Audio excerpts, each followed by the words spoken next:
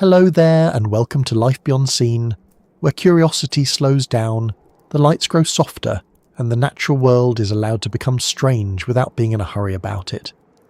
Tonight, we're drifting far away from the familiar coastline of the present day and slipping into an older ocean, a warmer ocean, a place where the water held shapes that no longer move beneath the waves. And waiting for us there is an animal with a name that sounds almost too large for ordinary conversation. Livyatan melvillei, a whale named for a sea monster and for the author of Moby Dick. A whale that did not simply swim through the ancient sea, quietly filtering food or diving after squid in the dark. This was a whale that hunted other whales. That is a rather unsettling idea, isn't it? We are used to thinking of whales as gentle giants. We picture slow songs travelling through blue water, great backs rising beneath morning mist, tails lifting and sinking with a kind of calm patience. Even when we think of modern sperm whales with their huge heads and deep diving lives, we often imagine them in the black depths wrestling squid, carrying scars from creatures we almost never see. But Livyatan asks us to adjust that picture. Not all ancient whales were peaceful wanderers. Some were active hunters. Some had mouths built for grabbing, tearing and holding struggling prey. Some were not the animals being chased through the sea. They were the ones doing the chasing. So, before we begin, I would love to know where you are listening from tonight. Are you near the sea, somewhere you can smell salt in the air when the wind turns the right way? Or are you far inland, tucked away in a quiet room, with the ocean existing only as a thought, a memory, or perhaps a small blue shape on a map? And if you could look out across the water of the Miocene, if you could stand safely on some ancient shore and watch that old sea breathing under the sun, would you want to see Livyatan surface? Just once, far away enough to be safe, but close enough to understand what kind of animal once lived here. If this slow journey into prehistoric life brings you a little calm, a little wonder, or just a quiet place to rest your thoughts for a while, I would be grateful if you liked the video and subscribed. It helps this small corner of sleepy science reach other curious people who may also enjoy thinking about fossil whales, ancient oceans, and the unusual fact that nature has never really run out of surprising ideas. And I do hope tonight's subject is not too exciting for sleep. A whale with teeth longer than many kitchen knives may not sound like the ideal bedtime companion, but do not worry. We will approach it carefully, gently, and from a safe distance of about 9 million years, which is usually enough space between you and a very large predator. So settle in, let your shoulders loosen, and let your mind drift backward. Not back a few centuries or a few thousand years, but back into the Miocene epoch. The continents are familiar, but not quite arranged in the same way we know them now. The climates are different. The coastlines have shifted. The ocean is full of life, and much of it would look both recognisable and wrong to modern eyes. There are seals and dolphins, sharks and seabirds, fish moving in silver flashes, and whales that are still experimenting with what a whale can be. Some are small, some are strange, some have not yet become the giants we know today. And into this busy living sea moves Livyatan, heavy-headed, thick-jawed, armed with teeth in both the upper and lower jaws, carrying itself not like a harmless drifter, but like a hunter built by the ocean for close contact. It is worth pausing here, because the phrase whale that hunted other whales has a special weight to it. It sounds almost like something from a film poster, perhaps printed in large letters above a dark shape in the water. But this was not a monster in the fantasy sense. It was an animal, a real animal with bones, muscles, senses, habits, needs, and a place in its ecosystem. It did not wake up each morning thinking, "How shall I be terrifying today?" Animals rarely do, even the ones with enormous teeth. Livyatan was simply living in the way its body allowed it to live. Its skull, its jaws, its teeth, and its size all suggest a predator that could take large prey. Not nibble at tiny drifting food. Not filter clouds of plankton through baleen. Not rely only on soft-bodied animals in the deep. This was a whale whose mouth tells a story of force, and what a mouth it was. Modern sperm whales have teeth mostly in the lower jaw, and they use them in a very different feeding world. Livyatan had functional teeth in both jaws. These teeth were large, thick, deeply rooted and covered in enamel. They were not delicate needles for catching small fish. They were not combs. They were not decorative, though one imagines Livyatan would have looked rather dramatic at a dental appointment.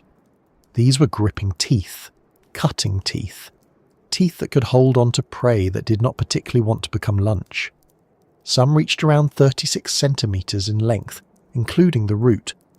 That is the sort of measurement that sounds manageable until you place it beside an everyday object and realise you're dealing with a tooth roughly the length of a large ruler. One tooth, and there were many of them. Now, we should be careful not to turn every fossil animal into a roaring villain.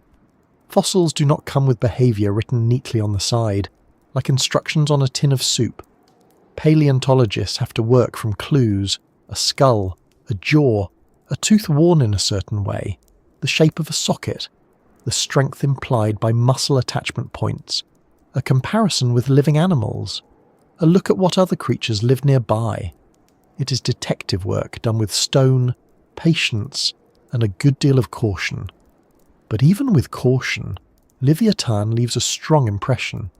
The remains found in Peru include much of the skull and lower jaw, enough to show that this animal belonged to a group sometimes described as macroraptorial sperm whales.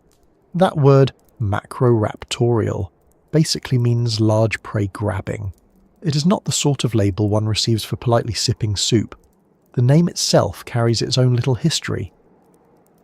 Livyatan comes from Livyatan, the great sea creature of old stories, though the spelling had to be adjusted because the scientific name Livyatan had already been used elsewhere.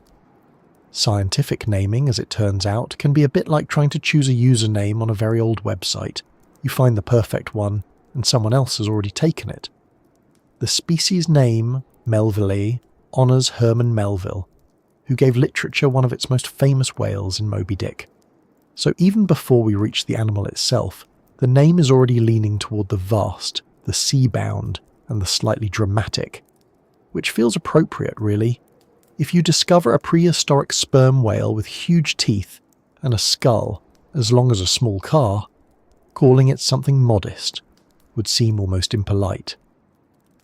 The fossil that brought Livyatan properly into scientific view came from the Pisco Formation of Peru, a place famous for preserving marine life from ancient coastal waters. Today, parts of that region are desert. Dry, pale, wind-shaped. It may seem odd to find a giant whale in a desert, but this is one of paleontology's quieter jokes.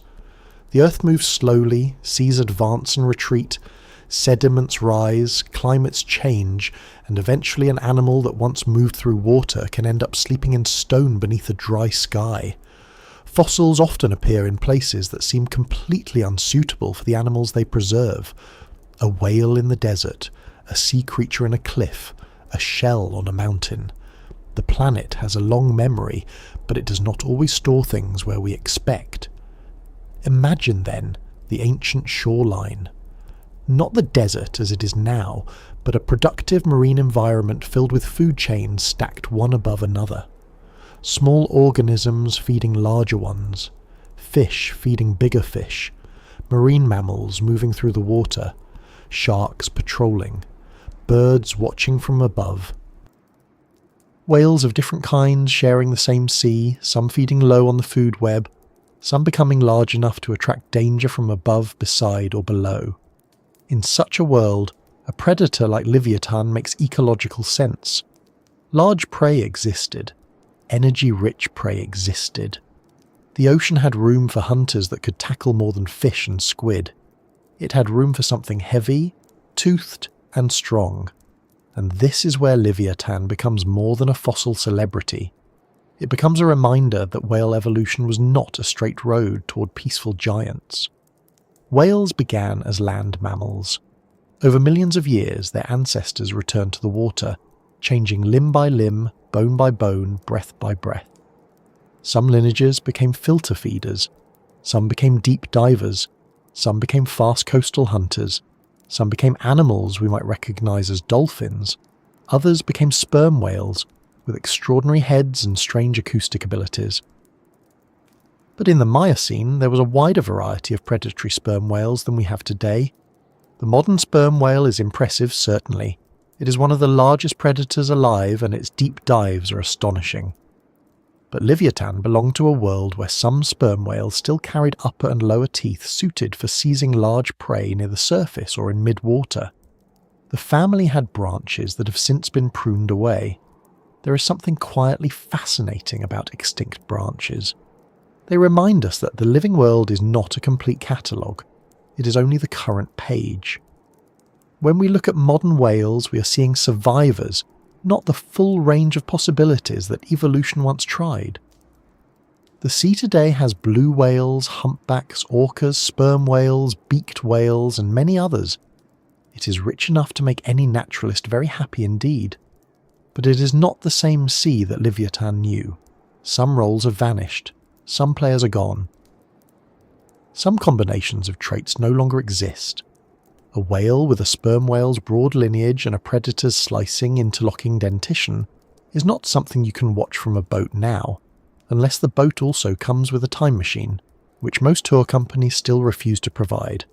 Of course, when people hear about Livyatan, another name often surfaces beside it: Megalodon, the giant shark, the enormous toothy headline of prehistoric ocean life. These two animals lived in overlapping time periods, and the idea of them sharing an ocean is almost too tempting. A giant predatory whale and a giant predatory shark, both moving through Miocene seas, both capable of taking large prey. It sounds like nature accidentally wrote a very expensive movie. But real ecosystems are not constant battle arenas. Predators do not spend their days looking for dramatic rivals to fight in slow motion.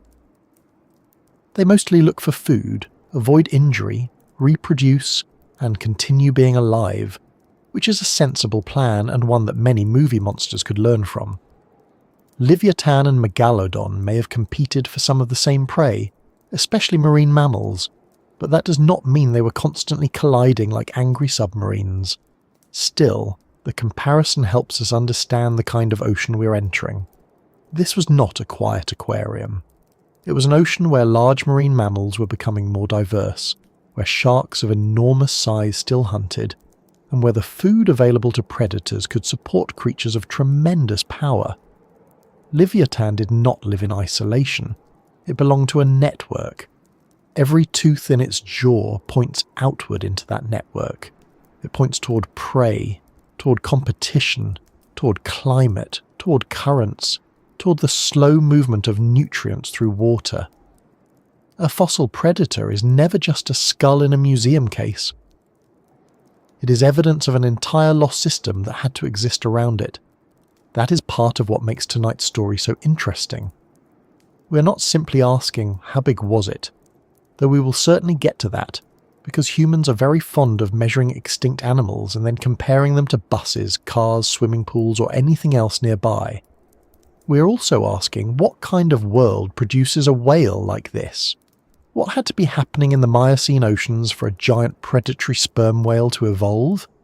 What prey did it follow? How did it hunt? How did its teeth work? Why did its lineage disappear? And what does it tell us about whales? Not as symbols of calm alone, but as mammals that have taken many forms across deep time. Perhaps the gentlest way to think about Livyatan is not as a monster, but as an answer. Evolution never asks a question in words, of course. It has no planning committee, no sketchbook, no little office with diagrams pinned to the wall. But environments create pressures, and bodies respond across generations. In a sea full of marine mammals, large fish, and other rich prey, one answer was a powerful toothed whale. In a world where size could help, jaws could matter, and blubber was a valuable source of energy, Livyatan's body made sense. It was not excessive, it was practical. Terrifying from the prey's perspective, yes, but practical all the same. Nature is very good at making practical things that look unbelievable when we meet them millions of years later. And maybe that is why prehistoric life holds our attention so easily. it gives us real animals that feel imaginary. A giant whale with teeth in both jaws, named for a legendary sea beast, found in a desert, living alongside one of the largest sharks that ever existed. You could invent that, but you would be told to tone it down a little. Yet the fossil record quietly says, no, this one happened. Not exactly as a film might show it. Not with constant roaring, leaping and dramatic music, but in ordinary biological reality. It swam, it breathed air, it needed food, it may have surfaced under sunlight, exhaled, inhaled, and vanished again beneath waves that no human ever saw. So tonight, we will move carefully through that vanished world. We will begin with the sea itself, because no animal can be understood apart from the place that shaped it. Then, we will follow the fossil from desert rock into scientific description. We will look at the skull, the teeth, the bite, and the clues that suggest how Livyatan may have hunted. We will spend time with the whales it may have preyed upon, and with the famous shark that shared its ocean. We will also give some thought to why such a remarkable animal is no longer here, because extinction is not always a sudden door slamming shut. Sometimes it is a slow rearranging of the world until a body that once fit perfectly no longer fits at all. For now, picture the surface of the ancient Pacific. The water is not empty. It shifts with fish, birds, and distant fins. Somewhere below, a large shape is rising. It is not rushing. It does not need to. Its head is broad. Its jaws are heavy. Its teeth fit together in a way that would have made smaller whales very nervous if they had been in the habit of making formal assessments. It reaches the surface, breaks the skin of the sea, and breathes.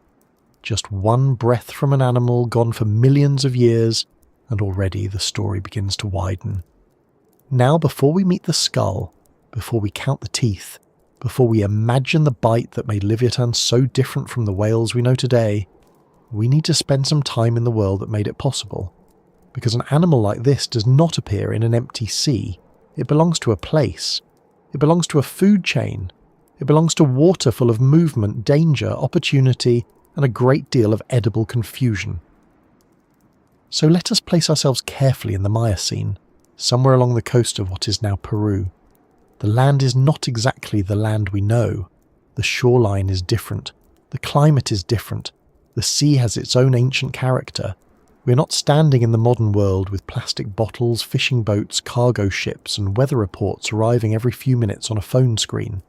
We're standing near an older Pacific, in a time when the water carried animals that would look familiar at first glance, then stranger the longer you watched. There are birds over the surface, some circling, some dipping low. There are fish gathering in dense schools, turning together in quick flashes as if the entire group has one shared nervous system.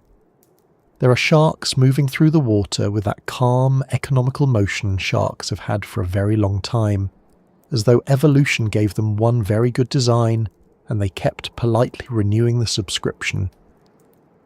There are seals and other marine mammals near the shore. There are dolphins and toothed whales.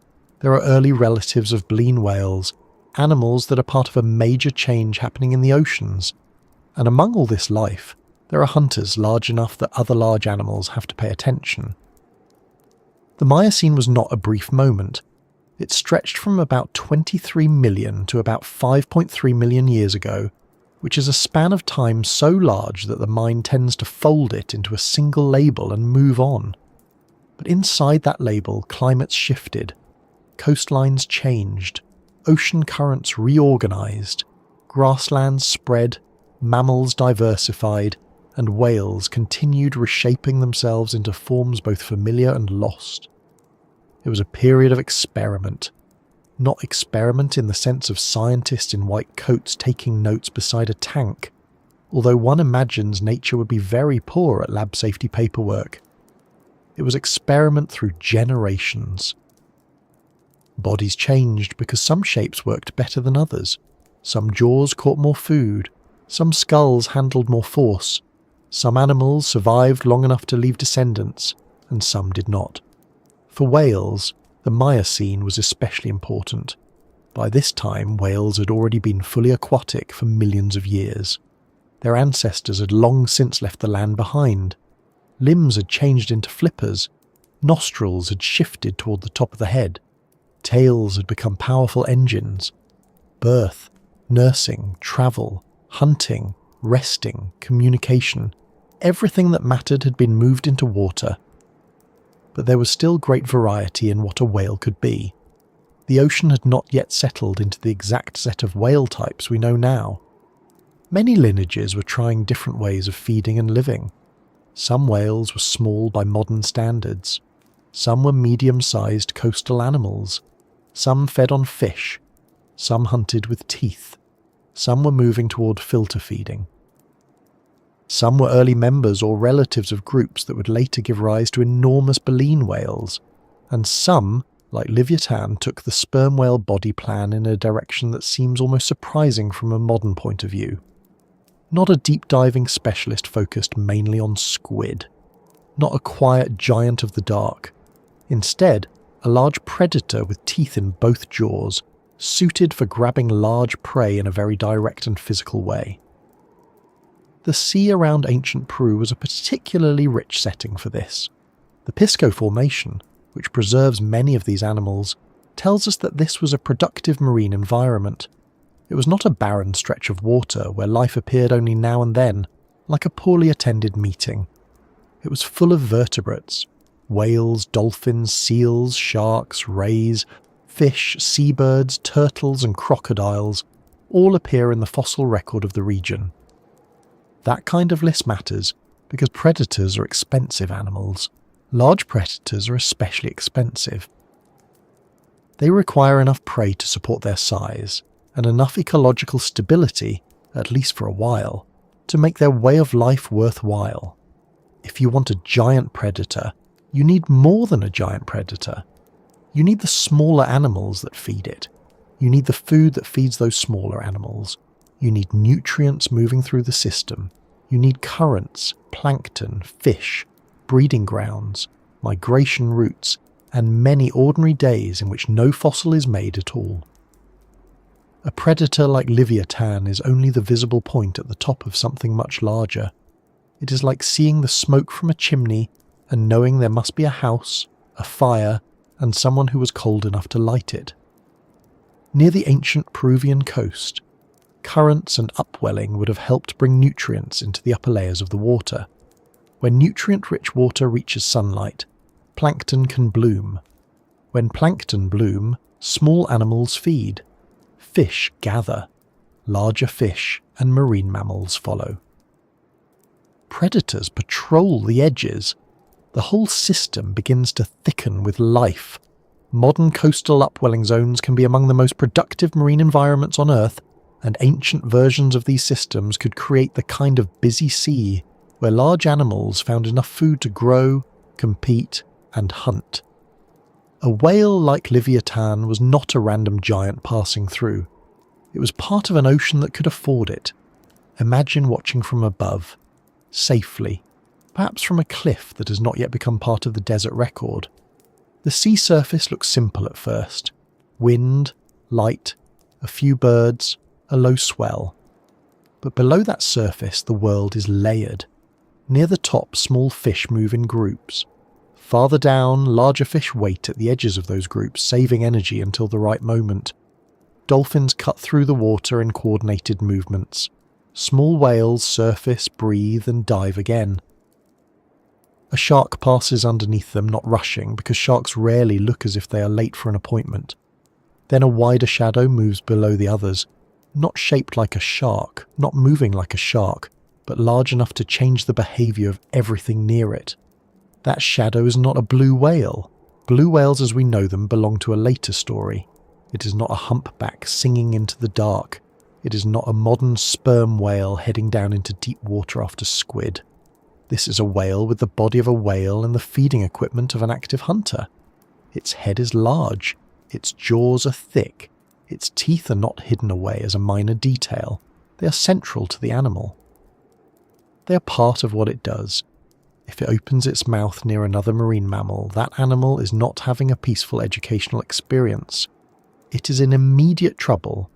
The interesting thing about Livyatan is that it forces us to separate the word whale from the idea gentle. Whales can be gentle, but they are not required to be. A whale is a mammal adapted to life in water. That is the basic point. It breathes air, gives birth to live young, nurses its calves, and carries a body shaped by the ocean. Within that broad category, there is room for many kinds of lives. A blue whale filters tiny krill. An orca hunts fish, seals, sharks, and sometimes other whales. A sperm whale dives after squid and fish in deep water. A beaked whale may spend much of its life in the deep ocean, leaving us with more questions than answers. Livyatan belonged to another path, one that has no living equivalent of the same size and shape. This matters because modern nature can make the past feel narrower than it was. We look at the animals alive today and assume they represent the main possibilities, but the fossil record keeps reminding us that the present is not a complete display. It is a surviving sample. The Miocene ocean had forms that are gone now. Some were closely related to animals we know. Others were relatives of familiar groups, but with body plans that no longer exist. When we imagine Livyatan moving through the water, we're not just picturing a larger version of a modern sperm whale. We are picturing a branch of sperm whale evolution that once had its own role, its own prey, its own pressures, and then disappeared. It is easy to make Livyatan sound like a monster. The name invites it. The teeth invite it. The idea of a whale eating whales certainly does not soften the image, but if we're trying to understand the animal properly, we should keep 1 foot on the seabed of reality. Livyatan was not evil. It was not cruel. It was not waiting beneath the water with a personal grudge against smaller whales. It was a predator, and predators are part of how ecosystems work. A seal-eating fish is a predator. A tuna eating smaller fish is a predator. A bird taking a fish from the surface is a predator. Livyatan was simply much larger, and therefore more noticeable when we talk about it. There is a comfort, strange as it may sound, in remembering that even the most dramatic extinct animals were ordinary to themselves. They had no idea they would one day be reconstructed by humans compared to sharks, placed in documentaries, or discussed in sleepy voices on the internet. They were not prehistoric celebrities. They were alive. They moved because they needed to move. They hunted because they needed food. They avoided injury because a damaged jaw, a broken tooth, or a serious wound could be the difference between survival and decline. Life at the top of a food chain is not easy. It is powerful, yes, but it is also demanding. A large predator has to succeed often enough to keep a large body running. That large body would have required high-energy prey. Marine mammals are rich food compared with many other animals because they carry fat and muscle, and in cold or temperate waters, blubber becomes especially valuable. A predator able to capture smaller whales, dolphins, seals, or similar animals would have access to concentrated energy. This does not mean Livyatan ate whales every Tuesday at 3:30, followed by seals if it felt like a snack.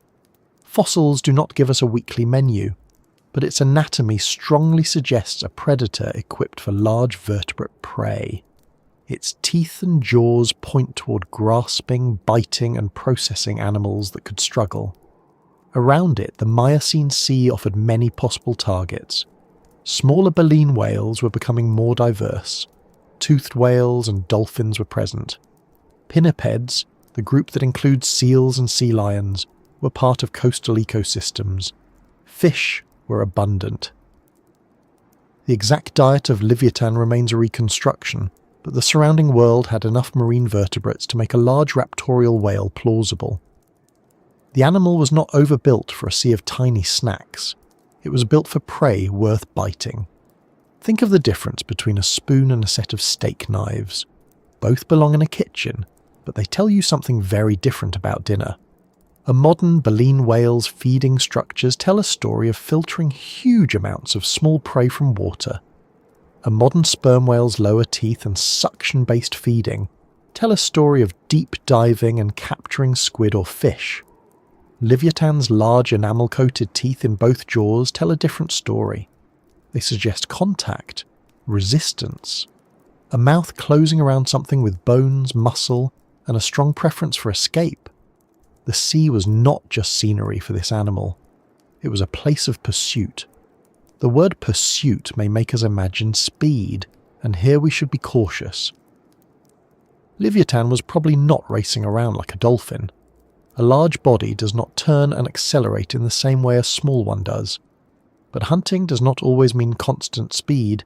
It can mean positioning, ambush, short bursts, waiting near routes used by prey, moving along productive coastal zones, using size and power at close range. Modern large predators use many strategies, and we should not assume Livyatan had only one. It may have approached from below or from the side.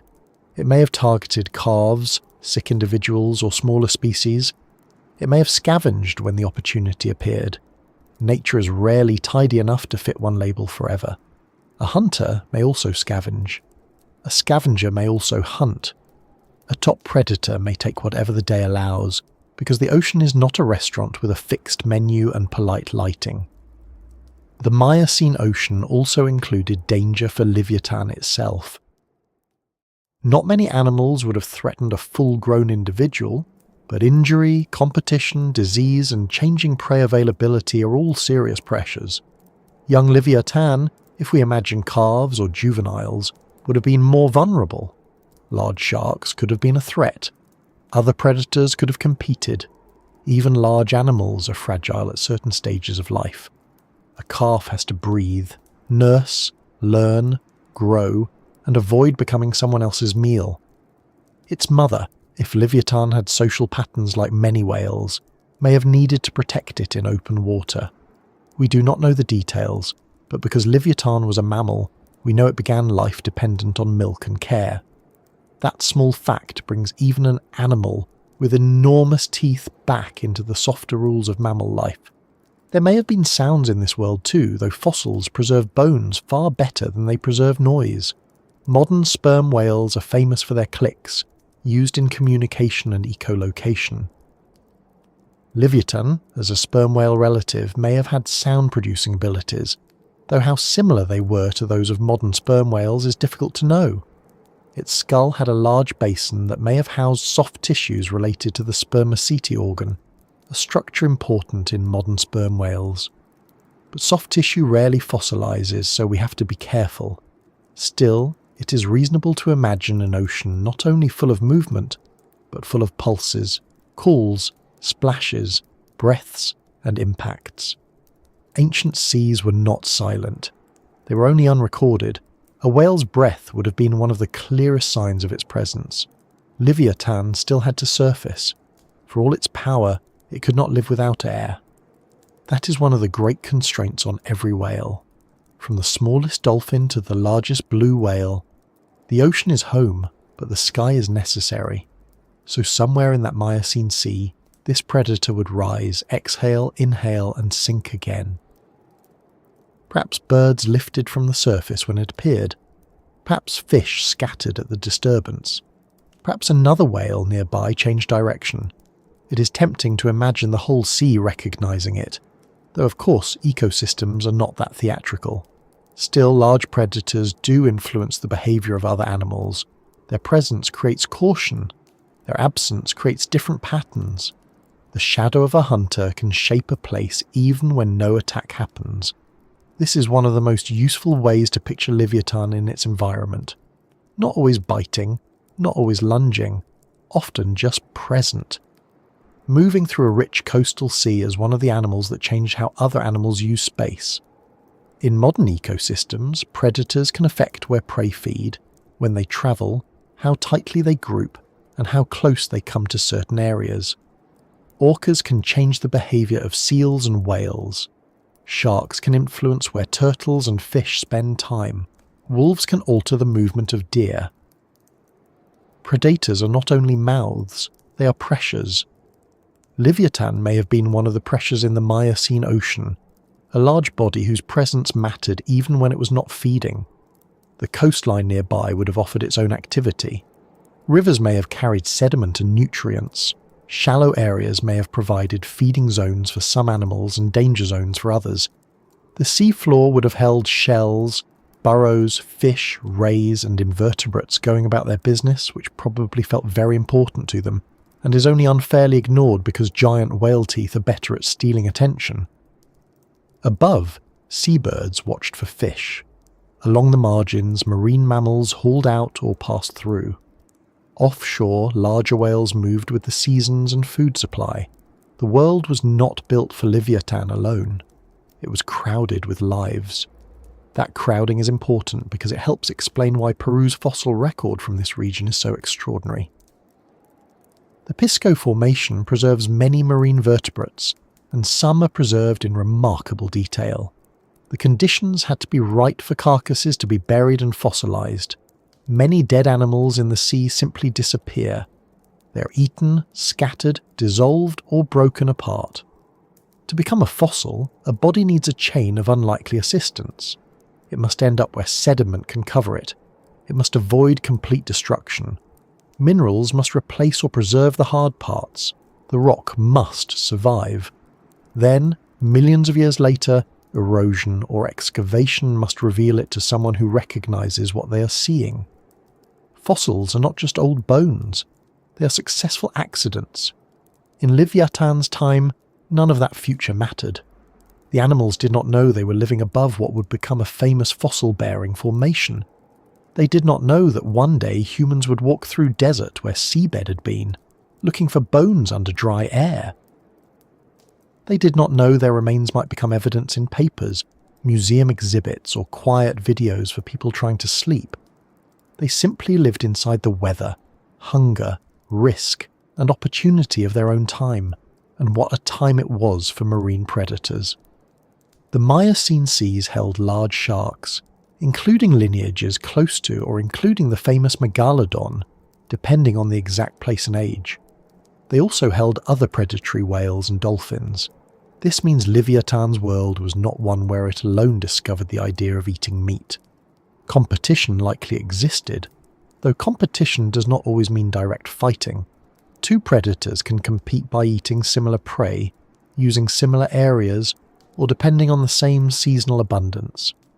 They may rarely meet face to face, yet still shape each other's success.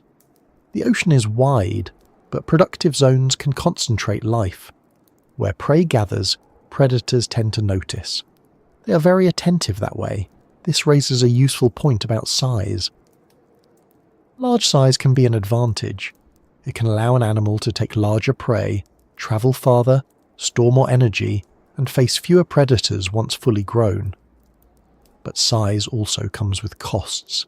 A large animal needs more food. It may reproduce more slowly. It may be more vulnerable to changes in prey populations.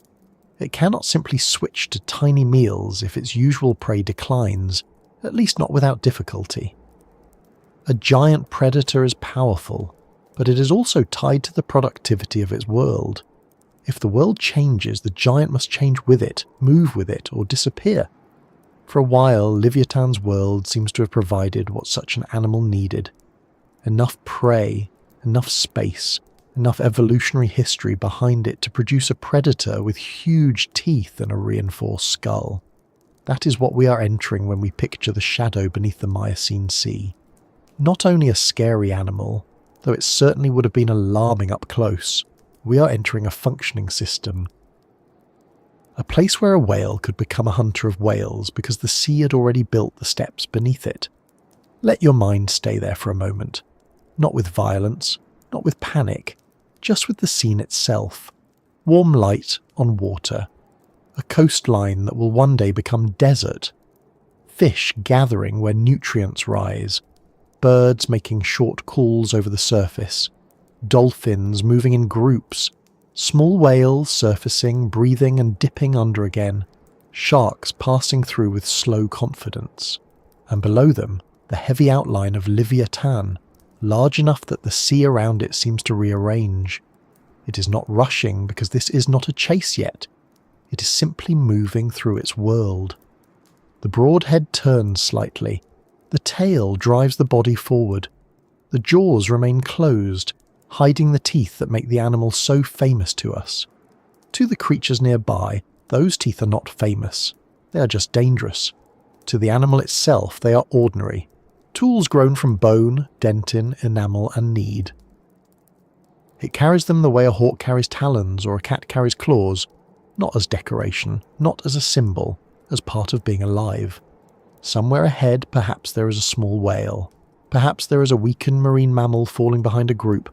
Perhaps there is nothing worth chasing, and Livyatan will surface, breathe, and continue along the coast. Predators fail often. That is another detail that makes them real. The fossil skull gives us power, but living animals also have empty days. A hunter can be hungry. A huge jaw can close on water. A perfect body can miss. The ancient sea was not a guaranteed feast. It was a place of effort. And beneath all of this, in sediment that would later harden into rock, the future fossil record was quietly forming. Shells, bones, teeth, ash layers, sand, silt, and the remains of animals settled into the seafloor. Most lives vanished without leaving a trace. A few remained. Among those few, one skull would eventually wait long enough to be found, in a dry landscape far from the living water that once held it. But before we reach that desert, before the scientists, the discovery, and the careful work of naming, there is still the animal in its own sea, where the shadow is not yet a specimen, not yet a headline, not yet a museum cast, but a moving whale in a world filled with prey, competitors, currents, and the plain daily business of survival. The strange thing about fossils is that they often begin their second life in places where they seem not to belong. A fish appears in stone far above the sea. A shell rests on a mountain. A whale waits in a desert, lying quietly under a sky so dry and bright that water feels almost like a rumour. It is one of those little tricks the Earth plays, not because it is trying to confuse us, though it often succeeds, but because landscapes change while bones remain patient. The sea comes in, the sea goes out, he goes. Sediment settles, stone forms, continents shift, wind scrapes away the surface, and then, one day, someone walking through heat and dust notices the shape of an animal that has been out of sight for millions of years. The fossil of Livotan melvillei was found in the coastal desert of Peru, in the Pisco Formation, a place that has become famous for preserving ancient marine life with remarkable detail. The main specimen, a partially preserved skull with teeth and lower jaw, was discovered in November 2008 southwest of the city of Ica, during fieldwork in the Pisco Ica Desert. Klaas Post, a researcher connected with the Natural History Museum Rotterdam, spotted the fossil on the final day of a field trip, which is exactly the sort of timing that makes paleontology sound like it has a flair for drama. Imagine that moment without rushing it. Not as a scene with swelling music and everyone immediately shouting the name of a new species, because real discovery is usually slower and dustier than that. Picture the desert first. Pale ground, dry air. The kind of open space where the horizon seems to sit very far away. Rock layers exposed by erosion, heat on the back of the neck, boots moving over sediment that was once seafloor.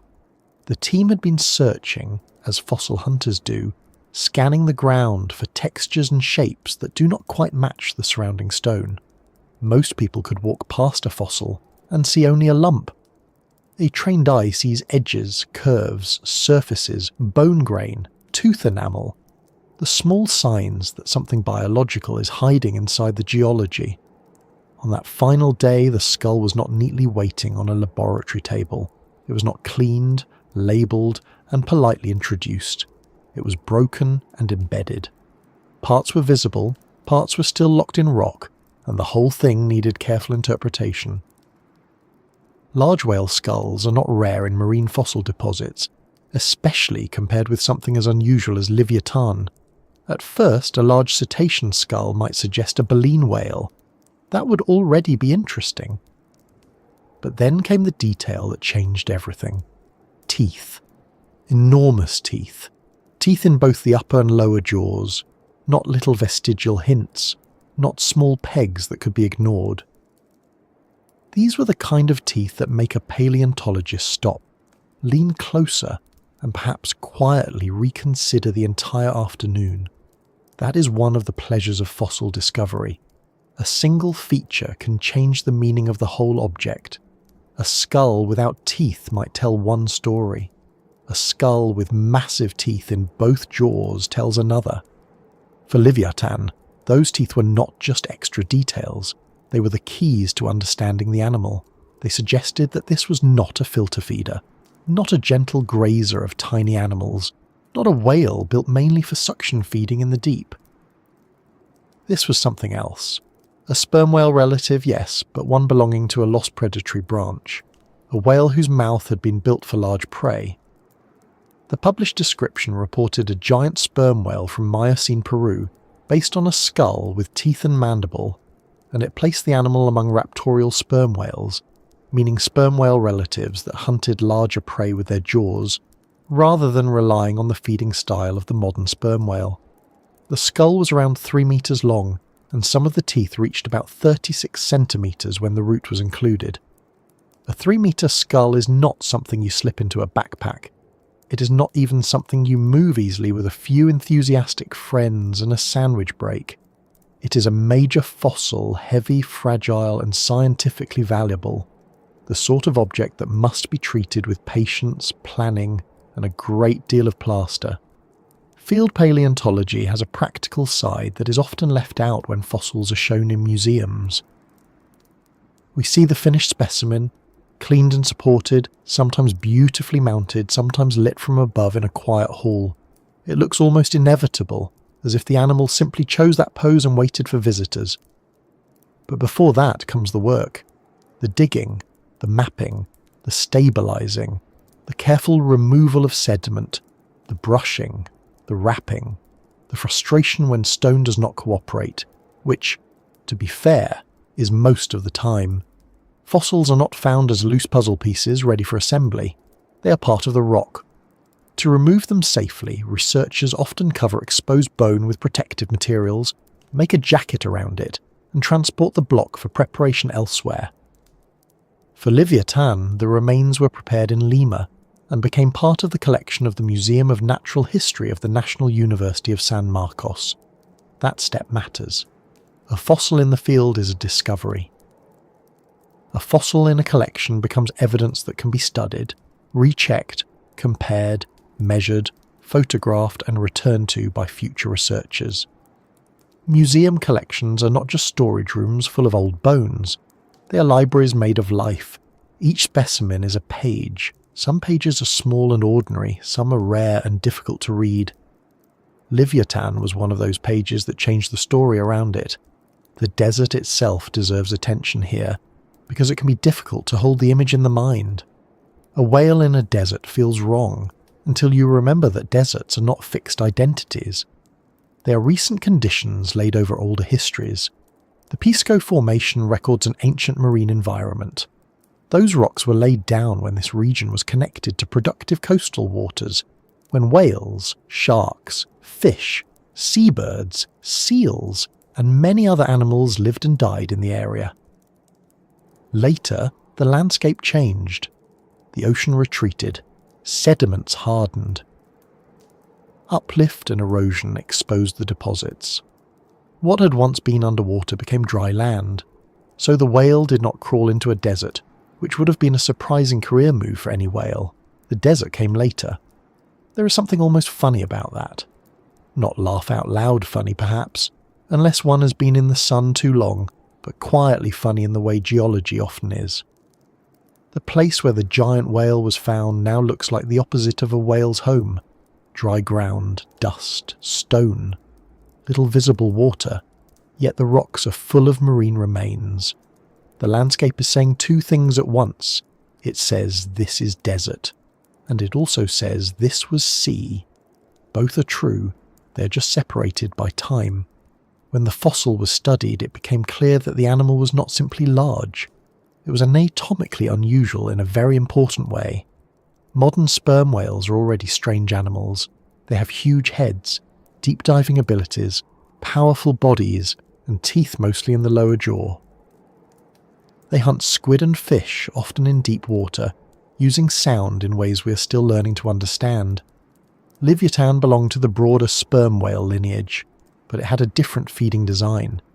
Its upper jaw held large functional teeth as well. Its jaws were robust. Its skull suggested strong muscles. The animal looked suited for biting large animals, not merely catching soft prey by suction. This is where the fossil becomes a kind of argument. It argues against a simple view of sperm whales. It says do not assume the living species tells the whole story. It says once there were sperm whale relatives that filled predatory roles closer to those of a large killer whales, though on a different scale and with a different anatomy.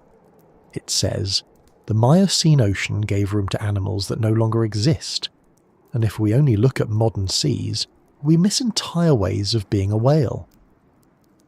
The original name given to the animal was Livotan and Megalodon, honouring the great sea creature of old tradition, and Herman Melville, the author of Moby Dick.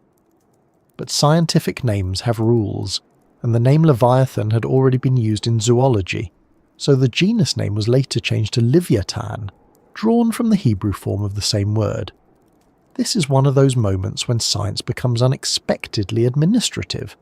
You discover a giant predatory whale with teeth like weapons, and then taxonomy arrives with a clipboard and says, "Very impressive, but that name is already taken.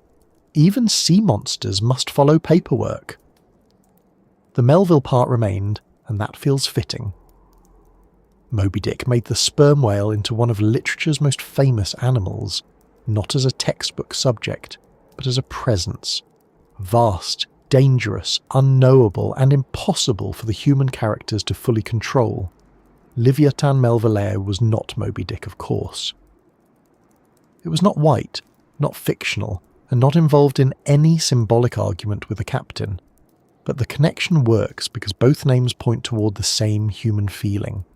The sea holds animals larger and stranger than our ordinary expectations. Sometimes they are alive in the present. Sometimes they are hidden in stone. Once the fossil was described, it attracted attention far beyond the small world of specialists. That is easy to understand. Some fossil animals require explanation before people realize why they matter. A tiny jaw fragment from an obscure mammal may be scientifically priceless, but it does not immediately capture public imagination. A giant predatory sperm whale with enormous teeth does not have that problem. It arrives already carrying its own headline. The challenge is not making people interested. The challenge is keeping the story accurate after interest arrives. Because public fascination can quickly turn an animal into a monster. Livyatan becomes the whale that killed everything, the sea demon, the super predator, the underwater nightmare. Those phrases are exciting, but they flatten the animal. The fossil gives us something better than a monster. It gives us a real predator, with limits, ancestry, anatomy, and an ecological setting. Real animals are more interesting than monsters because they have to make sense. They cannot simply be huge and scary. They have to eat enough. They have to grow. They have to reproduce. They have to fit into a world that pushes back. The skull helps us understand that fit. A skull is not just a box for a brain. It is a record of feeding, breathing, sensing, muscle attachment, and evolutionary history. In Livyatan, the size and structure of the jaws suggest that the animal could produce a powerful bite. The teeth suggest prey that needed to be seized and processed. The general form links it to sperm whale relatives, while the details separate it from the modern sperm whale's feeding style. The fossil is not complete enough to tell us everything, but it is complete enough to say something remarkable. This was a giant toothed whale adapted for taking large prey. That is why the discovery was so important.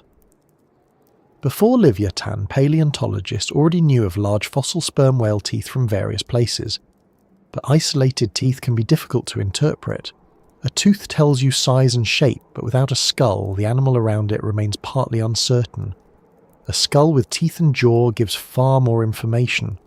It shows how the teeth fit into the mouth. It shows the proportions of the head. It shows the spaces where muscles attached. It allows researchers to compare the animal with other whales and place it more securely in the sperm whale family tree. In other words, Livyatan did not only add another tooth to a drawer, it gave the teeth a face. The idea of a face is important, even if we use it loosely. Fossil skulls pull extinct animals toward us. A rib or vertebra can be impressive, but a skull changes the feeling. It has openings where eyes were. It has jaws where food was taken in. It has the front of the animal, the part that met the world first. When people stand before a skull, they often feel a kind of recognition, not because the animal is familiar, but because the skull gives direction to the body. You know where it was looking. You know where danger came from. For the people preparing the fossil, every newly exposed surface would have added information. Preparation is not simply cleaning. It is a slow conversation with the specimen. Remove too much too quickly, and you risk damaging what you came to study. Leave too much, and the anatomy stays hidden. Tools must be chosen carefully. A hard rock matrix may require mechanical preparation. Fragile bone may need consolidants to strengthen it. Each crack and break matters. Each tooth socket matters. The goal is not to make the fossil look dramatic, though Livyatan hardly needed help there. The goal is to reveal enough to understand it without harming the evidence. Then comes measurement. That quieter part of science that does not look glamorous in a documentary, but carries the weight of the conclusion. Lengths, widths, angles, tooth sizes, jaw proportions, comparisons with other specimens, comparisons with modern sperm whales and other fossil relatives. A claim about feeding behaviour cannot rest on vibes. However strong the tooth-related vibes may be, it needs anatomy. If the jaw is robust, where exactly is it robust? If the bite was powerful, what features support that? If the animal was raptorial, how do the teeth and skull compare with other predators? This is how a fossil moves from exciting object to scientific evidence. And then, after the measuring and comparing, there is the deeper question of time. The age of the original Peruvian fossil has been discussed and revised, with later work placing the holotype from the Pisco Formation around the late Miocene, roughly 9.9 to 8.9 million years ago. That difference may sound minor when the numbers are already so large, but in paleontology, a few million years can matter a great deal. Environments change, species appear and vanish, ocean conditions shift. If we want to understand Livyatan's world, we need to place it as carefully as possible in time, not just in space. There is a quiet discipline in that. The fossil is spectacular, but it still has to wait its turn in the evidence line. Where exactly was it found? In which layer? What other fossils occur nearby? How old are the sediments? What methods support the age? How does this compare with other specimens? The final story may be dramatic, but it is built from careful, sometimes slow work. There is no way around that. Even a giant whale has to be interpreted one detail at a time. It is also worth noticing how much luck sits inside the story. If the fossil had weathered away before anyone found it, there would be no Livyatan as we know it. If it had remained buried deeper, perhaps no one would have reached it. If the field team had left earlier, or walked a different route, or failed to notice the important surfaces, the skull might have waited longer or been damaged by erosion. Paleontology depends on skill, but skill often meets chance in the field. The ground has to offer something. The researcher has to recognize it. The timing has to cooperate. It is not magic. It is simply a long chain of conditions, most of them outside human control. That may be one reason fossil discoveries feel so satisfying. They are not only discoveries of animals, they are recoveries of lost information. For millions of years, Livyatan lived only as remains in rock. No human saw it swim. No human heard it breathe. No human watched it hunt. Then, through weathering, fieldwork, preparation and study, part of its life became available again. Not the whole life. Never the whole life. Fossils are generous, but they are not complete storytellers. Still, they give enough for a beginning. The desert, in this sense, is not empty. It is quiet, but it is crowded with older meanings. Each exposed layer is a former surface, a former seabed, a former moment of deposition. The bones inside are not randomly scattered decorations.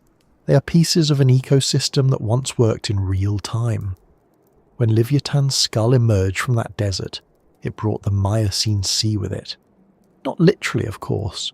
No one had to mop the laboratory floor, but scientifically, the skull carried the sea in its form, the prey it may have hunted, the lineage it belonged to, the currents that supported food chains, the sediment that preserved it, the extinction that removed it. All of that was connected to the object. There is also something grounding about the fact that the fossil was incomplete. That may sound odd. A complete skeleton would be wonderful, certainly.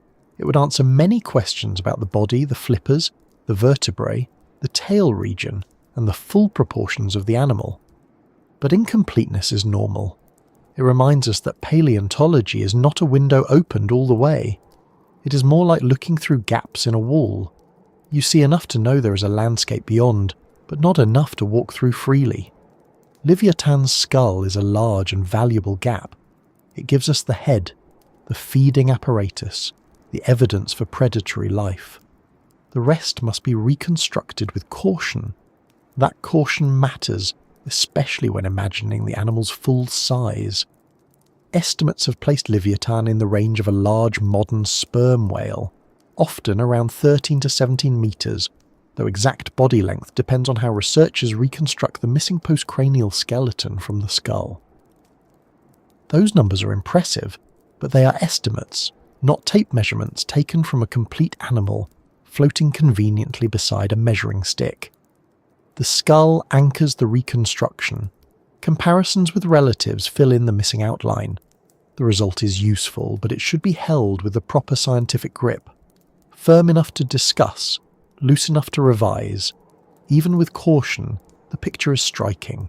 A whale as long as a bus or longer, with a skull around 3 metres, with teeth in both jaws, living in a rich Miocene sea, and preserved in what is now desert.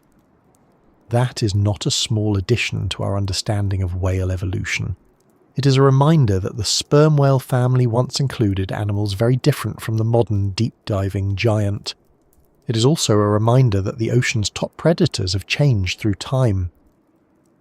The modern killer whale is the most famous whale-hunting whale alive today, but Livyatan shows that large predatory whales were part of much older ecosystems too, built on a different body plan and operating in a different marine world.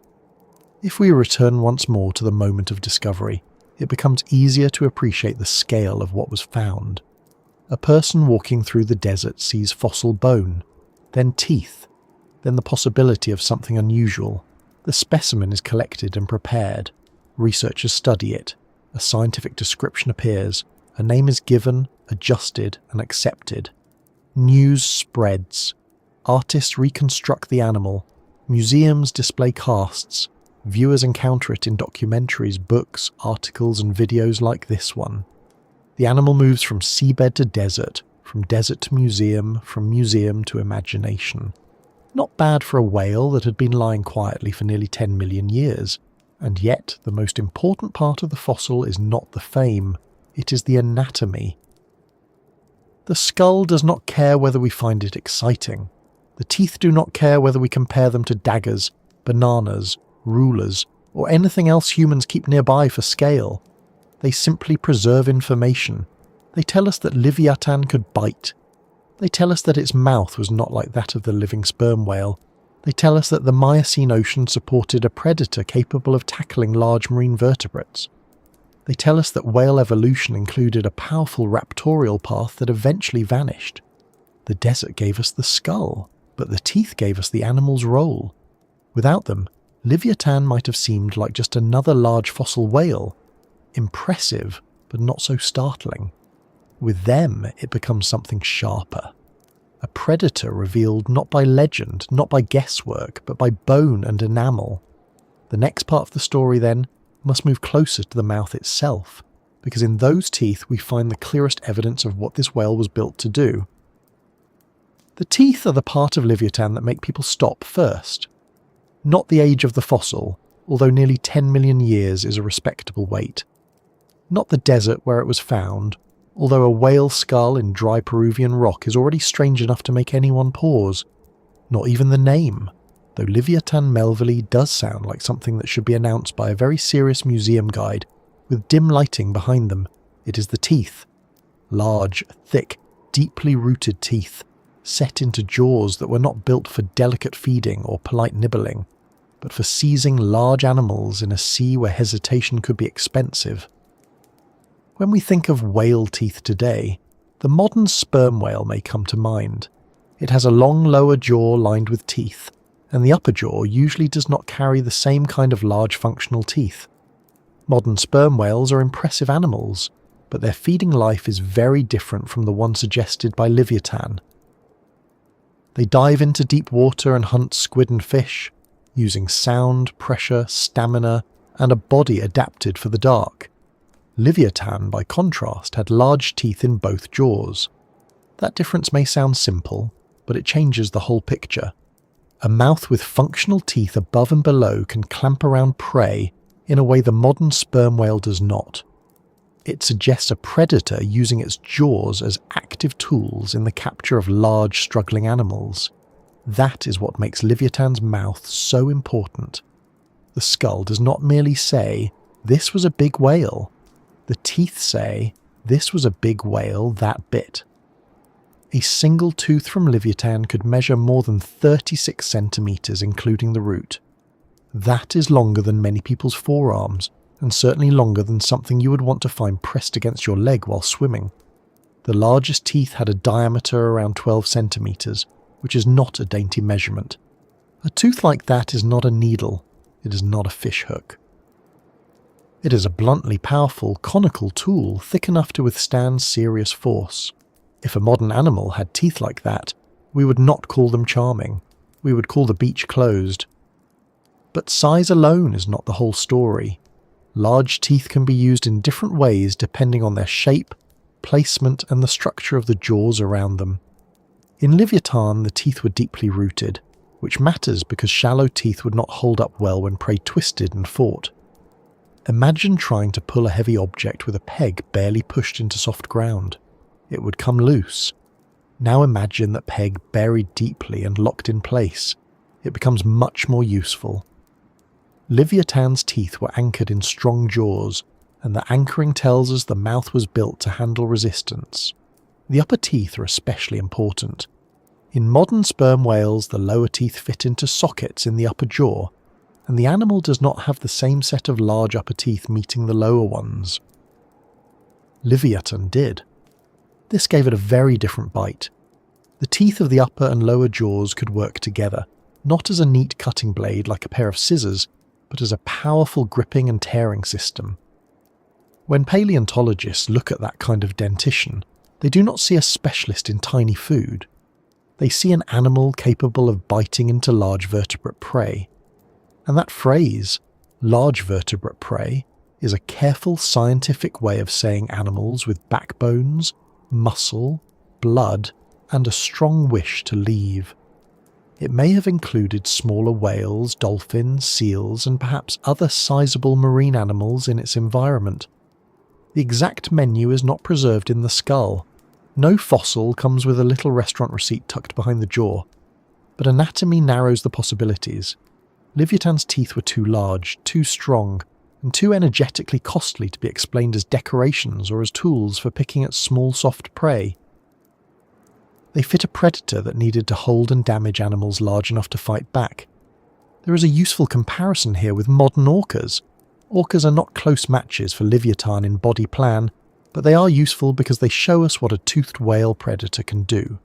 Orcas use teeth to grip, tear and process prey that may include fish, seals, sharks, and other whales depending on the population. Their teeth are much smaller than Livyatans, but the principle of a whale using teeth against large animals is alive today. Livyatan shows that long before modern orcas became famous as marine mammal hunters, a very different kind of toothed whale was already built for a similar broad role in ancient seas. Now it is tempting to picture the teeth as clean white daggers, lined up neatly like something from a fantasy illustration. Real teeth, however, are not quite so tidy. Fossil teeth carry wear, cracks, broken edges, mineral replacement, and the long changes that come from spending millions of years in rock. In life, they would have been biological objects, not polished museum props. Enamel covered the crown. Dentin formed the main body. Roots held them into the jaw. They grew from living tissue and were used against real food. They may have been chipped or worn. A predator's mouth is not a display cabinet. It is a workplace, and a rough one. That wear is part of what makes teeth so useful to paleontologists. Teeth survive well compared with many other body parts because they are hard and mineralized. Enamel is especially durable. In many fossil animals, teeth are the most common remains, and sometimes they are the only evidence we have. A tooth can reveal diet, growth, age, evolutionary relationships, and even aspects of behavior. It is a small object with a large amount of information packed into it. In Livyatan's case, the teeth are not small, which is considerate of them. A tooth also has shape. Livyatan's teeth were not flat grinding teeth like those of an animal chewing plants. They were not broad molars for crushing shells. They were not the fine, needle-like teeth of a fish specialist. They were large, conical, and robust. That shape is useful for gripping flesh and resisting the strain of movement. When prey struggles, it does not politely remain still so the predator can make a tidy bite. It twists, it pushes, it accelerates, it may roll, it may lash with its body. A predator biting such prey needs teeth that can hold without snapping immediately. Thick teeth help. The jaws around the teeth matter just as much. A tooth without a strong jaw is like a good handle attached to a weak door. The original description emphasized robust jaws and a large temporal fossa, the opening and surface region associated with jaw muscle attachment. In simpler terms, there was room for strong biting muscles.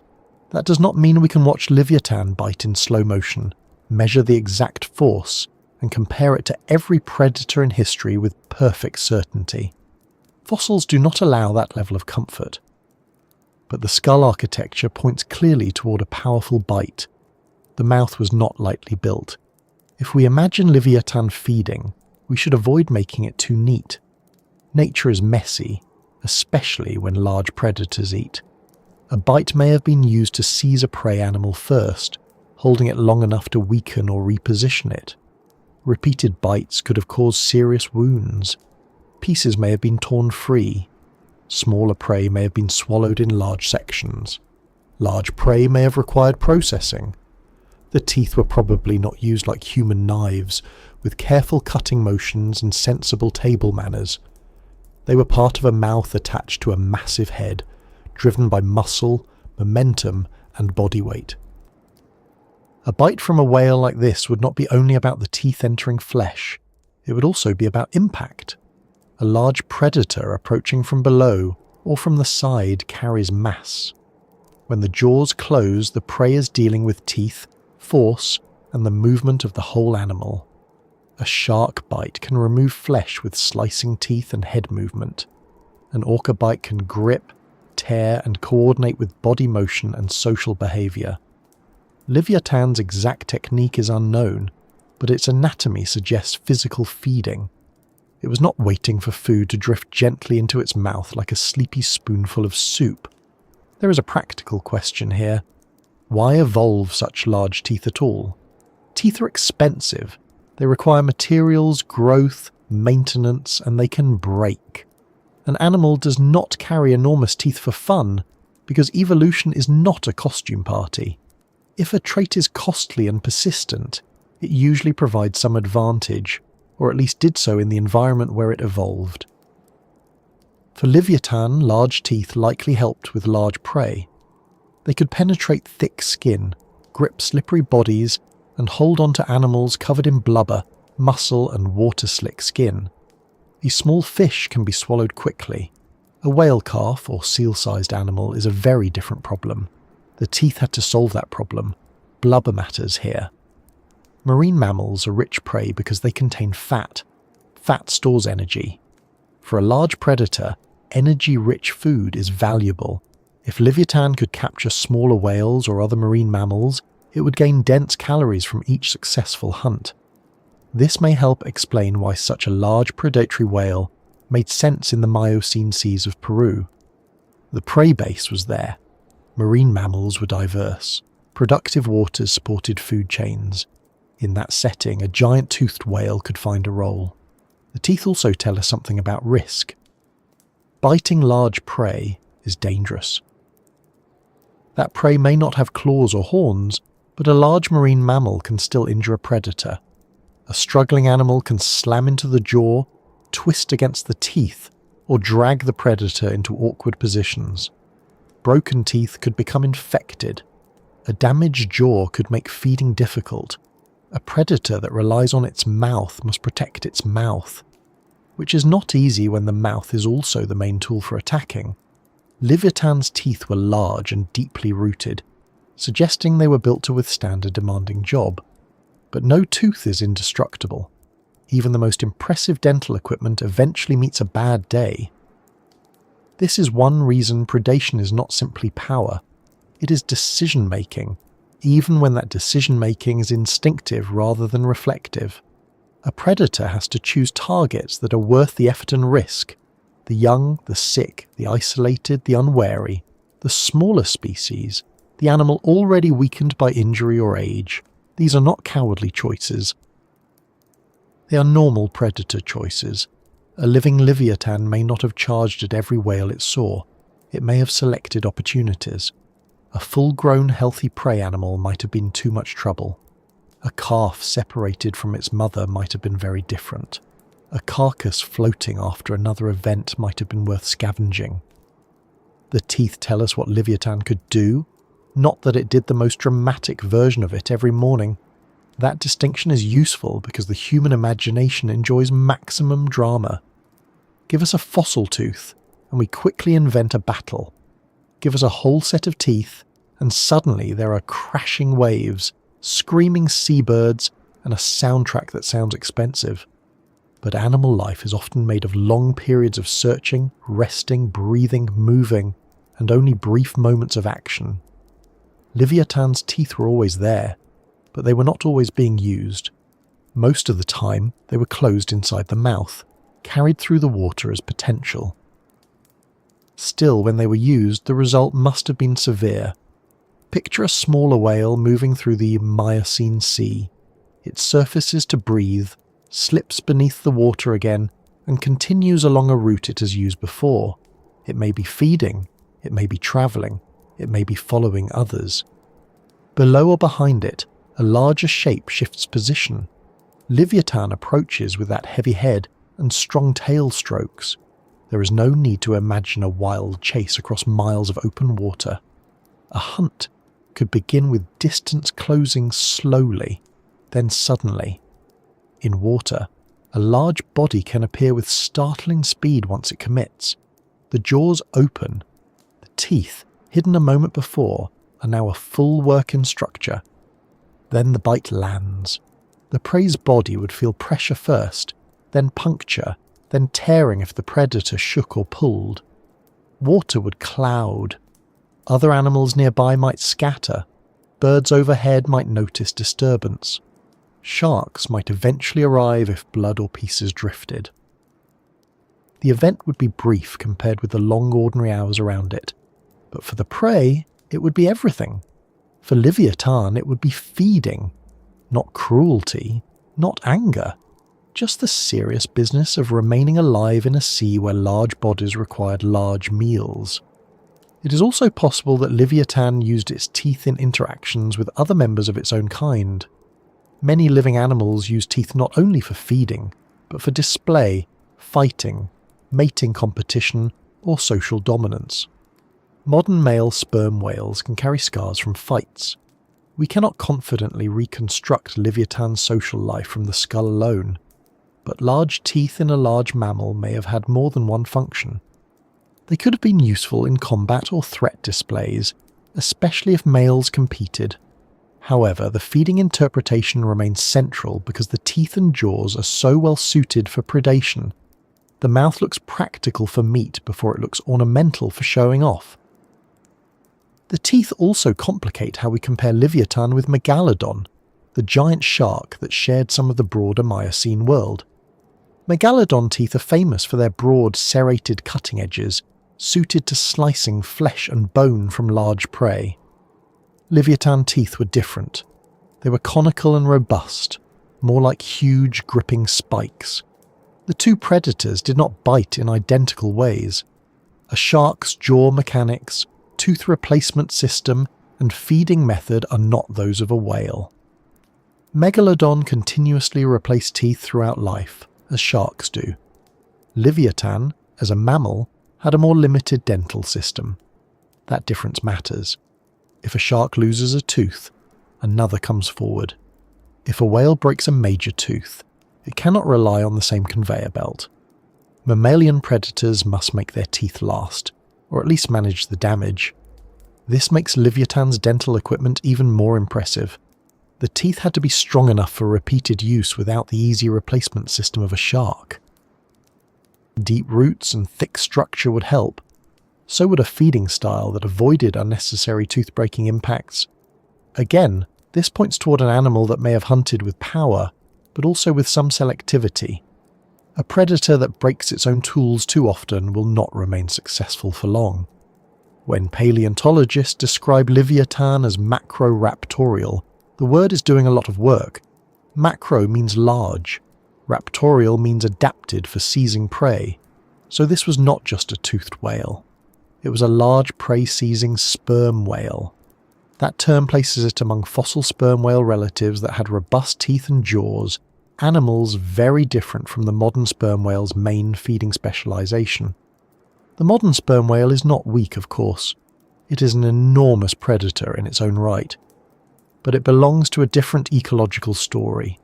Livyatan's teeth show a branch of that family where the mouth remained armed for direct attacks on large prey. This branch is gone now. That is one of the quieter facts behind the drama. There is no living Livyatan, no modern whale with the same combination of size, sperm-whale relationship, and huge upper and lower teeth. The closest living comparison for a whale that hunts other whales is the orca, but orcas are dolphins, smaller, more social, and built differently. Livyatan was something else. It reminds us that the present ocean, rich as it is, has lost certain forms. Its absence is not obvious until a fossil shows us what used to be possible. If you were to hold one of Livyatan's teeth, assuming someone allowed you to do so, and also trusted your grip, it would feel less like a tooth from an animal in the gentle public image of whales and more like a tool from a predator. Heavy, tapered, thick. You might notice that it is not shaped for chewing in the way we understand chewing. Whales do not chew like cows or humans. Toothed whales usually seize, grip, tear, or swallow. Livyatan's teeth belong to that world of capture and processing, not slow grinding. They were not part of a mouth that sat around thoughtfully working through salad. There is something revealing about the fact that the teeth are what we return to again and again. The skull is huge, the name is memorable, the fossil location is surprising. But the teeth are where the animal becomes specific.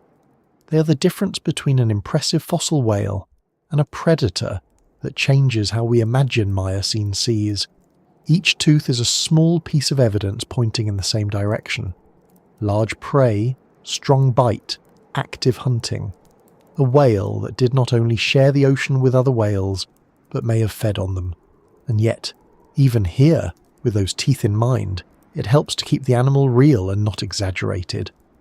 Livyatan was not biting through steel. It was not invincible. It was not a sea monster with unlimited appetite. It had biology, It had limits, it needed oxygen, it needed rest. It may have had parasites, it may have suffered injuries, it may have experienced hunger, it may have failed hunts, it may have raised young that depended on milk and protection. The same mouth that could tear into prey also belonged to a mammal that had to surface and breathe under the open sky. That contrast is one of the reasons Livyatan is so interesting. It brings together features we do not usually hold in the same mental image: whale and predator, mammal and sea hunter, air breather and ruler of a marine food chain, enormous head and careful fossil evidence. The teeth make the animal feel sharp, but the rest of its life would have been full of ordinary mammalian needs. A giant hunter is still an animal living hour by hour. The more we look at the teeth, the more they connect to the world around them. They point backward to evolution, to sperm whale ancestors that retained or developed powerful raptorial feeding tools. They point outward to prey, to smaller whales and marine mammals that filled the Miocene Sea. They point sideways to competitors, including large sharks and other predators. They point forward to extinction, because such specialized equipment only works while the environment supports it. Teeth are not isolated. They are the hard tips of a much larger story. A predator's teeth are also part of an ecosystem's pressure. In the Miocene Sea, the presence of a whale like Livyatan may have shaped how other animals moved and behaved. Smaller whales may have benefited from grouping, from staying near shallow areas, from timing their movements, or from growing larger over evolutionary time.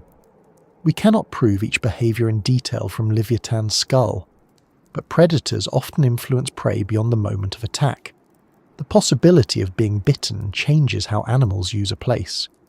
In that sense, Livyatan's teeth were not only tools for feeding, they were part of the invisible rules of its ocean.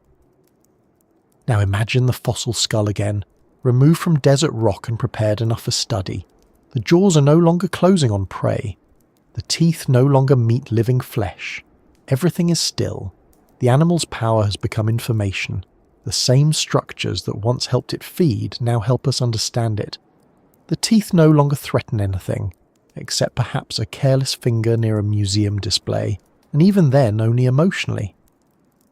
But they still do work. They work as evidence. They let us reconstruct a lost branch of whale evolution. They let us see that sperm whale relatives were once more varied in their feeding strategies. They let us understand why Livyatan was not merely large, but dangerous in a very particular way. And once the teeth have told us that, the next question comes naturally. How does a whale become that kind of hunter in the first place?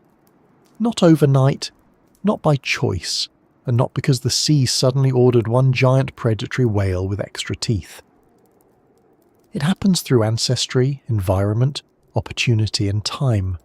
To understand Livyatan's mouth, we have to follow the longer path that made whales into ocean mammals, then made some of those mammals into hunters of large prey. That path begins far from the image of a giant skull in a desert, with animals changing shape across millions of years, slowly trading land for water and eventually turning the sea itself into home. Whales did not begin as the smooth, flippered giants we know today. They did not simply appear in the ocean one morning, already singing, diving, breaching, and looking very comfortable in documentaries. Their story began on land, with mammals that walked on legs, breathed air, gave birth to live young, and moved along riverbanks and shorelines in a world very different from ours. Some early whale relatives, such as Pachycetus, lived around 48 million years ago, and still looked much more like land animals than modern whales, while later forms became increasingly adapted to swimming and feeding in water. This is one of the most important things to remember before we return to Livyatan. A whale becoming a hunter of other whales was not a sudden event. It was not as if one harmless animal slipped into the sea, looked around, and decided that teeth would be a useful lifestyle choice. The path was much longer than that. It began with mammals that already had bodies suited to movement, senses, feeding, and survival on land. Then, over millions of years, some of those mammals spent more time near water. then in water, then finally became creatures that could no longer live anywhere else. Evolution did not throw away the mammal and invent a fish. It reshaped a mammal until the ocean became its permanent home. That is why whales are so strange in such a useful way. They are not fish pretending to be mammals. They are mammals that return to the sea. They breathe with lungs. They nurse their young. They have warm blood. They have bones that still carry the history of their land-dwelling ancestry.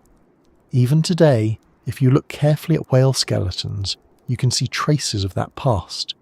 The front limbs are flippers, but inside them are bones arranged in a pattern that connects them to other mammals. Shoulder, arm, wrist, fingers. Hidden under the smooth outer shape is a hand, altered by time and water. A whale's body is not only a swimming machine, it is also a record. The early stages of whale evolution took place in and around shallow waters. Animals like Ambulocetus, sometimes nicknamed the walking whale, show a more aquatic lifestyle than earlier forms, with shorter limbs and enlarged hands and feet that helped with swimming. Its fossils were found in sediments that suggest an ancient estuary, and chemical evidence from its bones also supports a life spent in water. That detail matters because shorelines and estuaries are excellent places for evolutionary experiments. They are not fully land and not fully sea. They are in-between spaces full of fish, mud, plants, currents, small animals, and opportunities for any creature willing to get wet. At first, the shift into water may have had little to do with becoming a great ocean predator. It may have started with food. Fish near the edge of a river, small animals in shallow channels, carcasses along the shore. A mammal that could move between land and water had access to both worlds. Over time, the animals better at swimming, diving, catching aquatic prey, and moving efficiently in water gained advantages. Their descendants changed. Limbs became more paddle-like. The tail became more important. The spine changed for swimming. Ears and skulls adapted to underwater hearing. Nostrils gradually shifted position. Each change made life in water less awkward, and life on land less necessary. This is a slow kind of transformation, but not a smooth ladder. It was not one animal turning neatly into another, then another, as if evolution were assembling a set of toy figures in the correct order. There were branches. Some early whales were side paths. Some lineages flourished for a time and vanished. Some contributed to later whales. Others were relatives, not direct ancestors. The fossil record gives us a branching set of experiments, and that is more realistic than a straight line. Nature rarely walks in a straight line unless it is trying to get to the kitchen in the dark. Eventually whales became fully aquatic. Animals like Basilosaurus and Dorudon, which lived later in the Eocene, were already committed to life in the sea. They had long bodies, powerful swimming adaptations, and tiny hind limbs no longer useful for walking. By then, the transition had passed a point of no return. These animals were not spending the afternoon on a beach, and then strolling inland for a change of scenery. Their home was the water. Their food was in the water. Their young were born in the water. The sea had stopped being a place they used and had become the place they belonged. From there, the whale story continued to divide. Over time, modern whales split into two great living groups. One group became the baleen whales, or mystichetes, which use baleen plates instead of teeth to filter food from water. These include blue whales, fin whales, humpbacks, grey whales, and many others. The other group became the toothed whales, or odontocetes, which include dolphins, porpoises, beaked whales, sperm whales, and orcas. Livyatan belonged to the toothed whale side of the family tree, and more specifically to the sperm whale branch, but to a branch very different from the one represented by modern sperm whales. This split is important because feeding style is one of the great engines of whale diversity. A baleen whale can become enormous by feeding on vast numbers of tiny animals. It does not need to chase one seal or one fish at a time. It can open its mouth, take in a huge volume of water, and filter out small prey. That is one solution to ocean life. A toothed whale takes another route. It catches individual prey or groups of prey more directly. Some hunt fish, some hunt squid. Some use echolocation to find food in darkness. Some cooperate in groups. Some dive deeply. Some live near coasts. Some range across open seas. Teeth allow one kind of feeding, but they do not force only one lifestyle. Sperm whales today are toothed whales, but their teeth are not used the way Livyatan's teeth were probably used. The modern sperm whale has teeth mainly in the lower jaw and is famous for deep diving, often hunting squid and fish far below the surface. Livyatan had large, functional, enamel-coated teeth in both the upper and lower jaws, and it belonged to a group of fossil macroraptorial sperm whales with features suited for hunting large prey. That difference is not a small footnote. It is the difference between a mouth specialised for one feeding world and a mouth built for another. To understand how Livyatan became a hunter, we need to think about what the sperm whale lineage was capable of before the modern form became the only large example left. Sperm whales are not just big dolphins with square heads. They belong to a distinctive branch of toothed whales with unusual skull anatomy, sound-producing structures, and a long history. Today, that branch is represented by the giant sperm whale and the smaller pygmy and dwarf sperm whales. But in the past, the group was more varied. Some fossil sperm whale relatives had powerful jaws and upper teeth. Some were smaller raptorial hunters. Some, like Livyatan, took the predatory form to a much larger size. The term macroraptorial sounds technical, but the meaning is straightforward. It describes animals adapted for seizing large prey.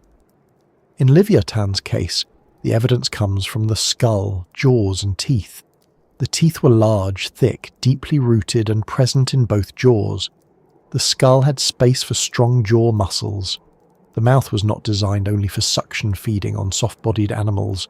It was designed for biting into prey that had muscle, bone, skin and resistance. That is how a whale becomes a hunter in the sense we mean tonight. Not merely by eating meat, because many whales and dolphins eat meat. Livyatan became a hunter of large animals by carrying the tools needed to capture them. Those tools did not evolve in isolation. A tooth is only useful if the rest of the body can support its use. Large teeth require strong jaws. Strong jaws require muscle attachment. A head built for biting must handle stress. The animal must be able to approach prey, position itself, breathe between efforts, and maintain enough speed or stealth to make attacks possible. It must also live in a place where prey is available. Evolution cannot build a specialist without an environment that rewards the specialization. A giant predatory whale needs a sea that can feed it. The Miocene supplied that kind of sea. Marine mammals were becoming increasingly diverse. Baleen whales were evolving new feeding strategies and body sizes. Dolphins and other toothed whales were present. Seals and related animals occupied coastal waters. Large sharks patrolled the same broad systems. Rich upwelling zones and productive coastlines helped support dense food webs. In such a world, a large predator that could take marine mammals had a reason to exist. Livyatan was not simply overbuilt for dramatic effect. It was shaped by an ocean where large prey could be worth the effort. Predators often evolve when opportunity and equipment meet. The opportunity is prey. The equipment is the body.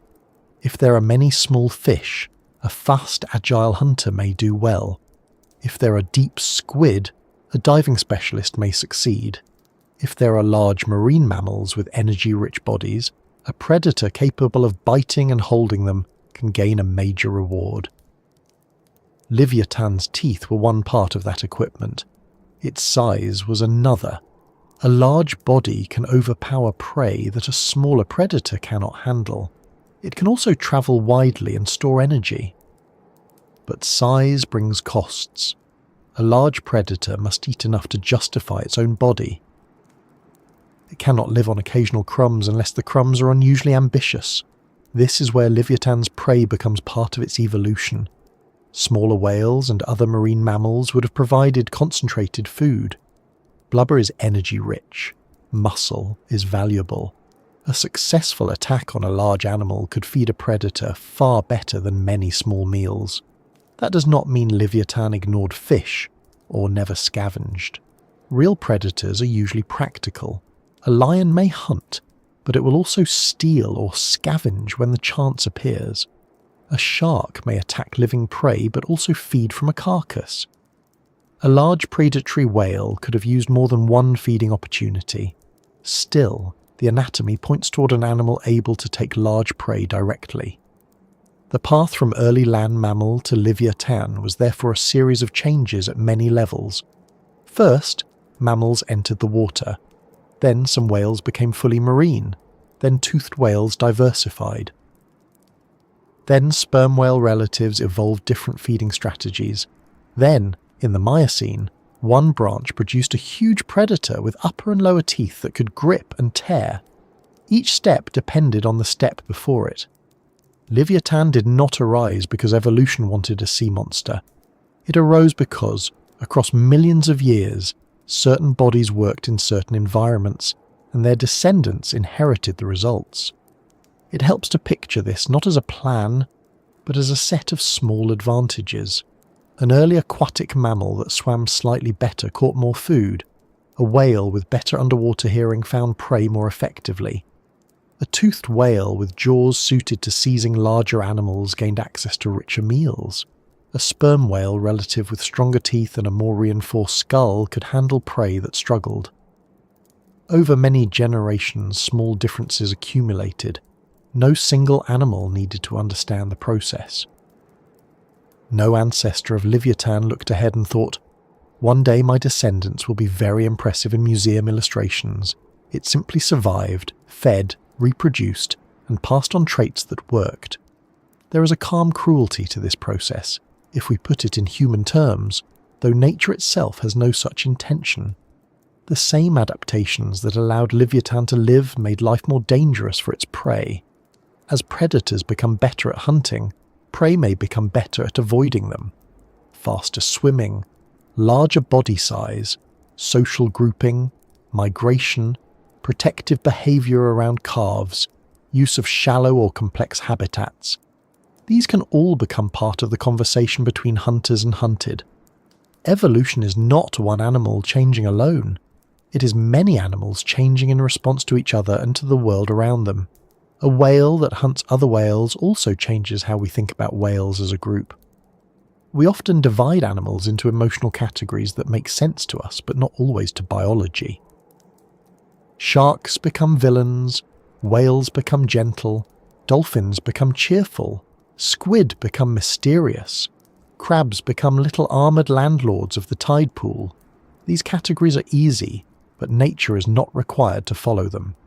Whales include filter feeders, deep divers, fish hunters, squid hunters, and whale hunters. Orcas today show this clearly. Livyatan shows it in deep time. The word whale describes ancestry and anatomy, not personality. That is why Livyatan feels surprising at first. It sits against the modern public image of whales. But once we understand whale evolution, it becomes less surprising. Toothed whales are predators by definition. They eat other animals. Some are small and specialise in fish. Some are large and take squid. Some cooperate to hunt seals or whales. Livyatan was a toothed whale in a world where large prey was available, and its lineage had the structures needed to exploit that opportunity. The surprise is not that a whale could become a predator. The surprise is that this particular predatory form no longer exists. Its connection to modern sperm whales makes the contrast even stronger. The living sperm whale is itself an extreme animal. It has the largest brain of any living animal, a massive head, deep diving abilities, and a life spent partly in a dark world where pressure is high and light is absent. But the modern sperm whale does not have a mouth like Livyatan's. The modern sperm whale reminds us that sperm whale evolution moved toward one kind of specialization. Livyatan reminds us that another specialization once stood beside it. One branch went deep after squid. Another, now gone, appears to have stayed closer to large vertebrate prey. A useful way to understand this is to think of the sperm whale family as a workshop that once made several different models. Some were smaller, some were raptorial, some were deep-diving specialists. One surviving large model became the modern sperm whale. Livyatan was one of the heavy-duty predatory models, the kind with reinforced jaws and teeth that would make a dentist take a very long lunch break. The fact that it vanished does not mean it failed immediately. It means the conditions that supported it did not last forever. Evolutionary success is always temporary when viewed across enough time. Before we get to its disappearance, though, we should stay with the making of the hunter. The skull itself was central. In toothed whales, the skull is not just about feeding, it is also connected to sound. Modern toothed whales use complex structures in the head for echolocation, producing and focusing sounds that help them locate prey and navigate underwater. Sperm whales have especially unusual head anatomy, including the spermaceti organ and related structures. Livyatan's skull included a large basin that suggests important soft tissues were present in the head, though soft tissue does not fossilize in a way that lets us reconstruct everything with certainty. The animal likely had a powerful head in more than one sense: a feeding structure, a sensory structure, and a buoyant, muscular living part of the body. If Livyatan used sound to locate prey, as toothed whales generally do, that could have helped it in hunting. The Miocene sea may have been visually confusing. Water clarity changes, light fades with depth, prey moves, sound travels well underwater. A predator that can sense through sound gains a serious advantage. We should not assume Livyatan's echolocation was exactly like that of modern sperm whales, but as a toothed whale relative, it likely belonged to a world where sound mattered. Its hunting life may have involved more than sight and speed. It may have involved listening, clicking, receiving echoes, and interpreting the shapes of animals around it. Then comes the body behind the head. Because the postcranial skeleton of Livyatan is not fully known from the original specimen, its exact shape must be reconstructed from relatives and comparisons. But as a whale, it would have moved with a powerful tail fluke, driving itself through water with up and down strokes. Its forelimbs were flippers for steering. Its body was streamlined. It breathed air through a blowhole region at the top of the head. It could not remain underwater forever. It had to surface, which means hunting and breathing were linked.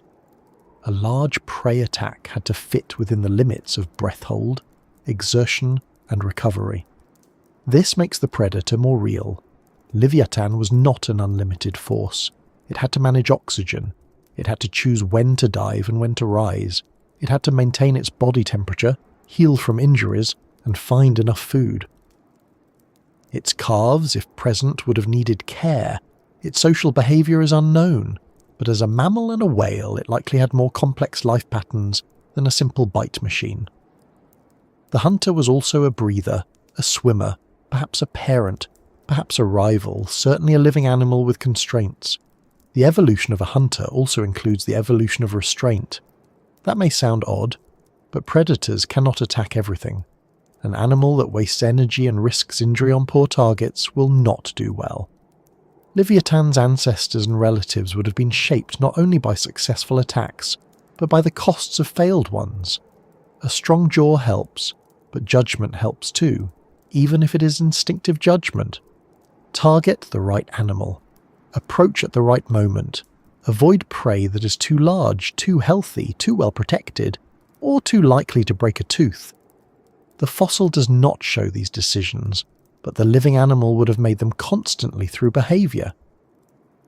So how did a whale become a hunter? By being a mammal first, by entering the water, by becoming fully aquatic, by joining the toothed whale side of the family, by inheriting the sperm whale branch's unusual skull and sensory possibilities, by keeping and strengthening a predatory mouth rather than shifting toward the modern sperm whale's deep squid specialization, by living in Miocene seas rich enough to reward attacks on large prey, by surviving in a world where a huge body and huge teeth made sense. There is no single moment when the transformation becomes complete. That is another important point. We often want a clean before and after. Before, a whale. After, a hunter. But the real history is gradual and branching.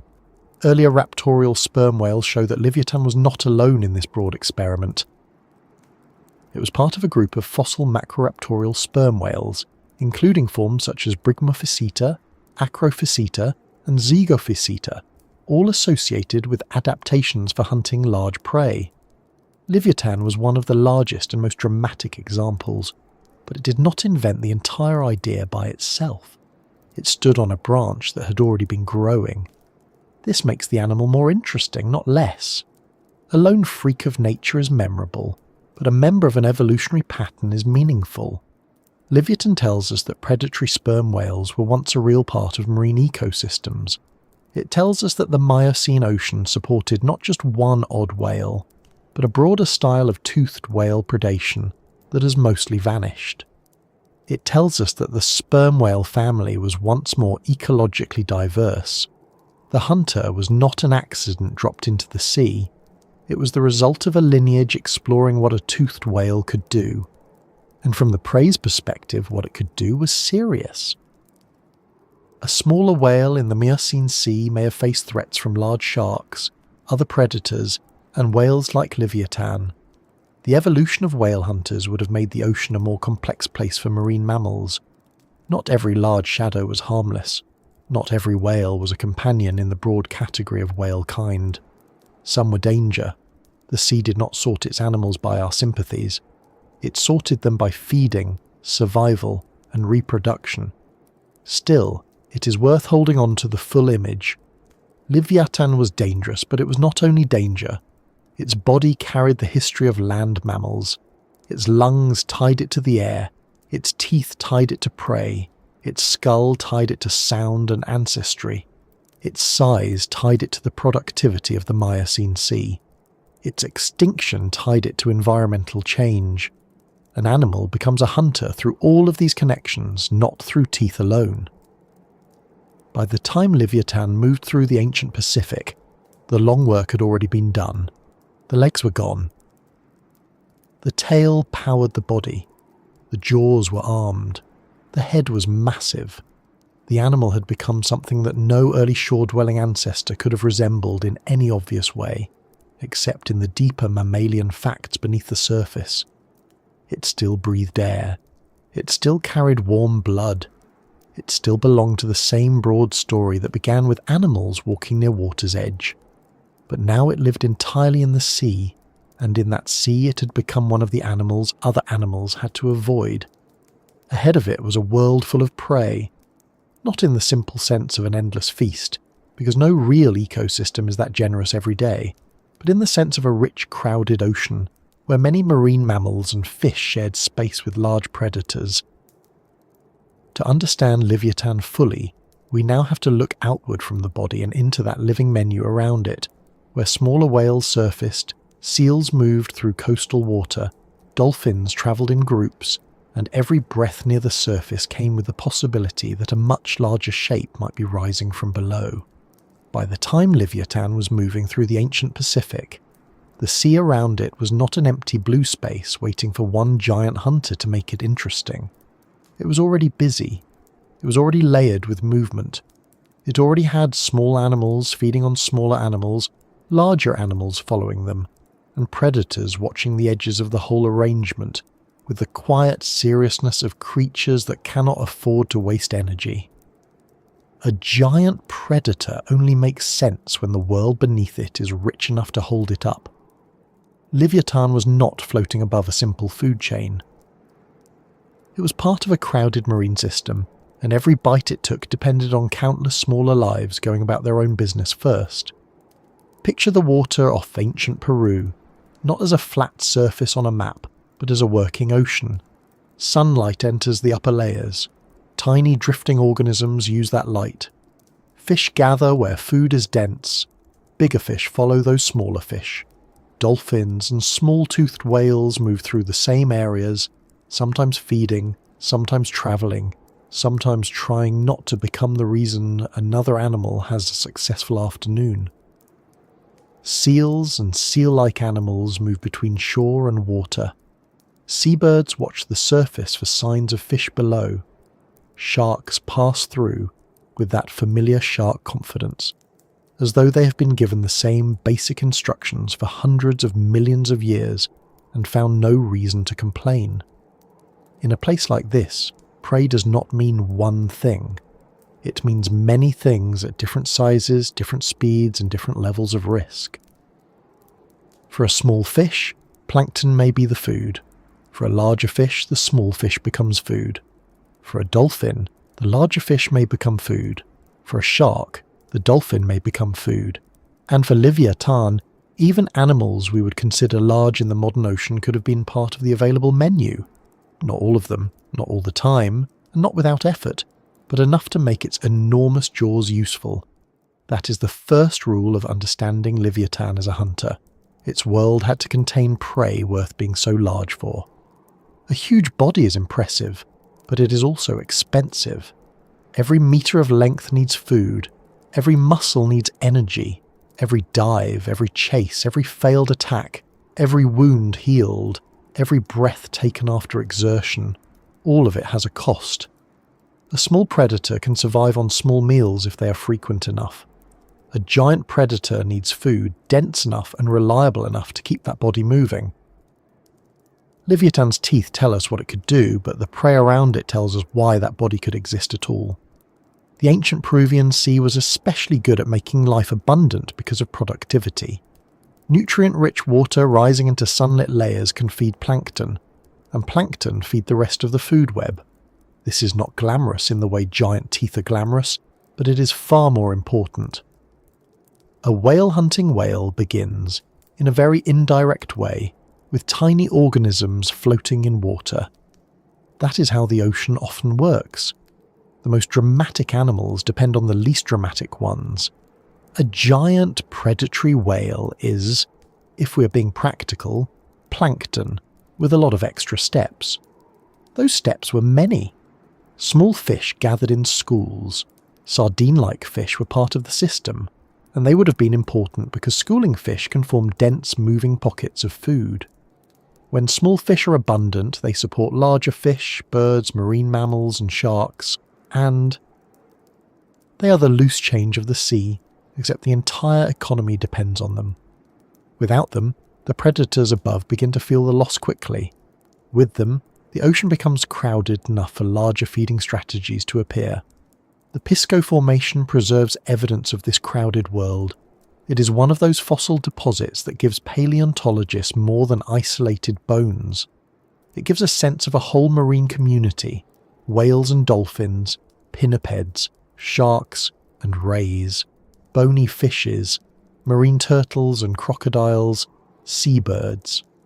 Not a complete census, because the fossil record is never kind enough to behave like a clipboard, but enough to reveal a rich coastal ecosystem.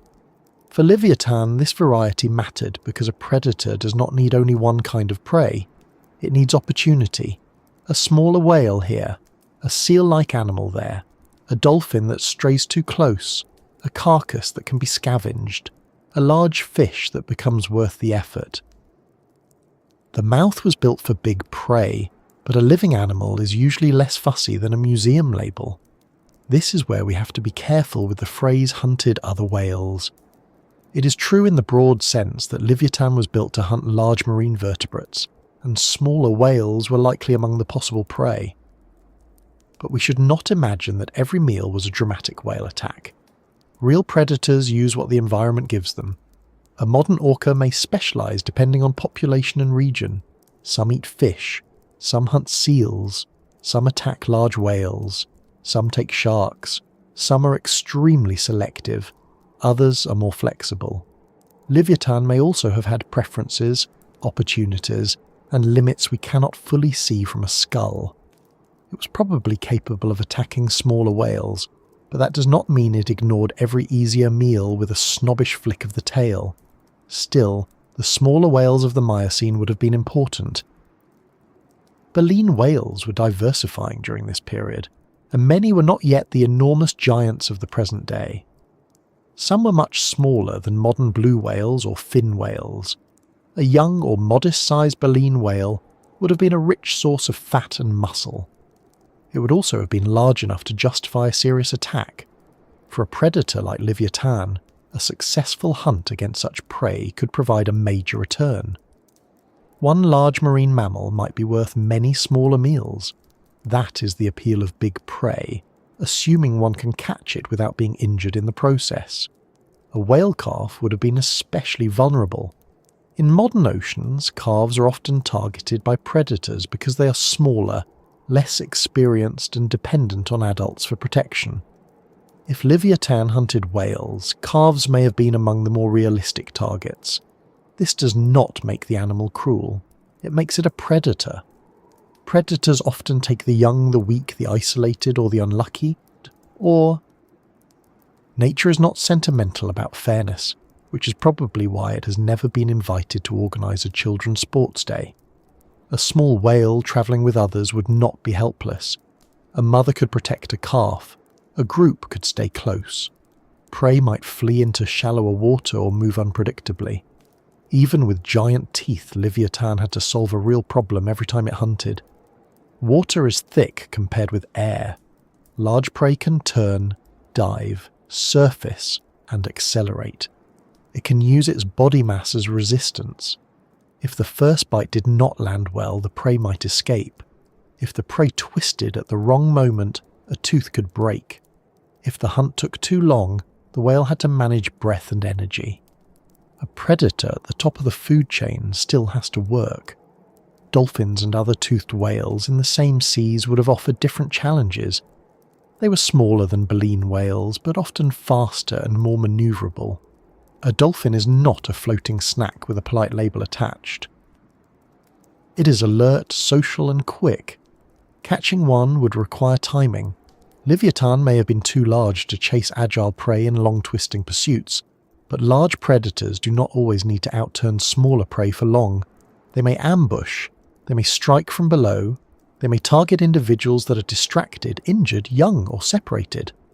The fossil cannot show the exact method, but the prey world around Livyatan was not made of slow targets waiting patiently to be eaten. Seals and other pinnipeds would have added another kind of prey. These animals move between land and sea, which makes them interesting and vulnerable in different ways. In water, they can be agile. Near shore, they may gather in groups or use haul-out areas. A large marine predator patrolling productive coastal zones might encounter them regularly. Modern predators often take advantage of places where prey must pass through predictable spaces. Narrow channels, feeding grounds, breeding areas, migration routes, shallow shelves. If Livyatan used coastal zones, it may have known, in the instinctive way predators know, where animals tended to appear. Large fish may also have mattered. It is easy to focus entirely on marine mammals because the phrase whale that hunted other whales is so striking. But a large predator in a rich sea might not ignore fish if they were abundant or large enough. Sharks, bony fish, and other marine animals were part of the same system. A predator with massive teeth could take fish, though its skull suggests it was not built primarily for tiny prey. There is a difference between what an animal is best adapted to do and what it might do when opportunity appears. A cat is adapted for hunting small animals, but it will still stare suspiciously at a cucumber if the kitchen situation demands it. Scavenging is another possibility that should not be dismissed. People often think of scavenging as lesser than hunting, but in nature it is simply useful. A dead whale carcass is an enormous resource. Sharks, fish, seabirds, and many marine animals may feed on carcasses. A predator like Livyatan could have scavenged from dead marine mammals when it had the chance. Scavenging does not make a predator weak. It makes it practical. Passing up a huge supply of food because one prefers the dignity of a fresh chase would be a very human kind of nonsense, and animals are usually better than us at avoiding those. In this world full of prey, Livyatan also lived among competitors. Competition matters because prey is not available to one predator alone. Large sharks, including Megalodon in overlapping times and places, also hunted marine mammals. Other predatory whales and dolphins were present. Sharks could arrive at kills. Smaller predators could take pieces. A carcass might attract many mouths quickly. A successful hunt may not end with quiet dining. It could become a crowded event. Blood in water is not a private invitation, but it is often answered. The presence of multiple predators may have influenced prey behaviour. Smaller whales and dolphins would have lived with many forms of danger. A shadow from below might mean a shark. A large-toothed whale might mean another threat. A group of predators could mean yet another problem. The ancient sea was not only a place where prey looked for food, it was a place where prey constantly managed risk. Where to feed, when to surface, how close to stay to others, which routes to use, whether to remain near shore or move offshore. These decisions, repeated across generations, can shape bodies and behaviours. For prey animals, the surface is both safety and danger. A whale must surface to breathe. That breath is life, but it also marks a position. A blow, a ripple, a back breaking the water, all can reveal presence. A predator that watches or listens can use that. Modern marine predators often respond to cues: sound, movement, scent, vibration, gathering birds, distressed prey. Livyatan may have used sound as part of its hunting, as toothed whales generally rely heavily on underwater acoustics. If it could locate prey by echoes or by listening, then the sea around it was not just a visual field, it was a field of signals. Imagine being a small whale in that sea. Your world is water, pressure, light, sound, and the repeated need to breathe. You travel through a productive zone because that is where food is.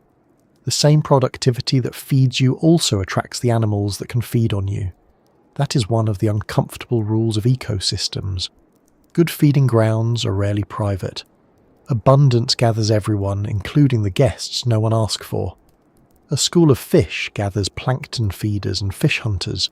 A group of marine mammals gathers large predators. The ocean buffet does not have separate seating. Livyatan's prey would also have had their own lives beyond being prey. This is easy to forget. We talk about them as food items because we are discussing the predator, but each one was an animal with senses, habits, and needs. A small baleen whale feeding near the surface was not waiting to become evidence in a reconstruction. A dolphin travelling with others was not merely a moving calorie package. A seal diving for fish had its own goals, though probably not in a way it would write down later. The ecosystem was not built from roles alone, it was built from animals living. That makes the predator-prey relationship more interesting. Livyatan was not hunting passive objects. It was interacting with animals that could detect, flee, dodge, group, hide, or choose safer habitats. Prey shapes predators as much as predators shape prey. If prey becomes faster, predators must catch it differently. If prey groups together, predators may target the edges. If prey grows larger, predators may need more force or may switch targets. If prey migrates, predators may follow or wait seasonally. An ecosystem is a set of moving negotiations, though without anyone sitting at a table, which is fortunate because the chairs would be very wet. The Miocene also saw changes in whale size and feeding. Baleen whales were not always the giants we know today. The truly immense body sizes of modern baleen whales became especially prominent later, linked to changes in ocean productivity and feeding patterns. During Livyatan's time, many baleen whales were smaller and more vulnerable to large predators. This may have created a window of opportunity for animals like Livyatan. Large enough prey existed, but some prey had not yet reached the extreme sizes that make adult modern blue whales nearly impossible for most predators to handle. That does not mean adult Miocene whales were easy prey. Even a medium-sized whale is a powerful animal. A tail stroke can injure, a body roll can resist, a group can defend. The larger the prey, the more dangerous the hunt. This is why many predators target juveniles. A calf or young whale contains enough food to be worth the effort, but may not have the strength or experience of an adult. If Livyatan hunted whales, it may have followed patterns that still make sense today. Watch for young animals, look for separation, use surprise, use power at close range, avoid unnecessary risk when possible. There may have been seasonal patterns too. Many marine animals follow food, breeding cycles or temperature shifts.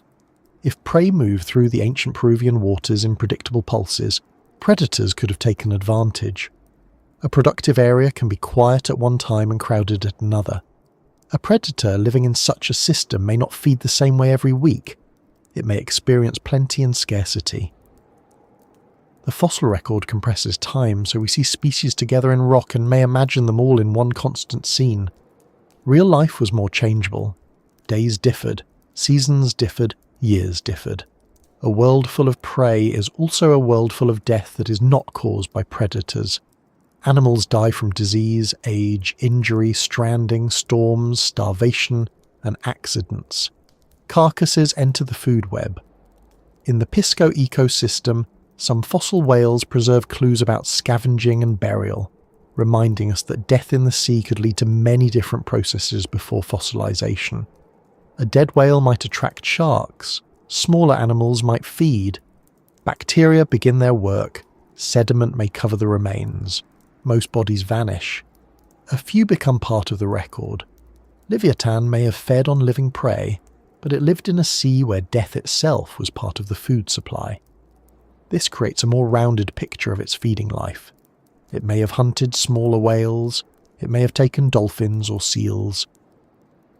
It may have scavenged, it may have eaten large fish when possible, it may have competed with sharks at carcasses, it may have had periods of success and periods of hunger, it may have learned through instinct and experience where prey moved and when to attack.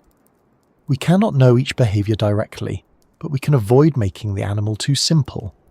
A predator with giant teeth is still a flexible living mammal, not a machine that performs one action forever. The prey world also helps explain why Livyatan's extinction cannot be understood only by looking at Livyatan.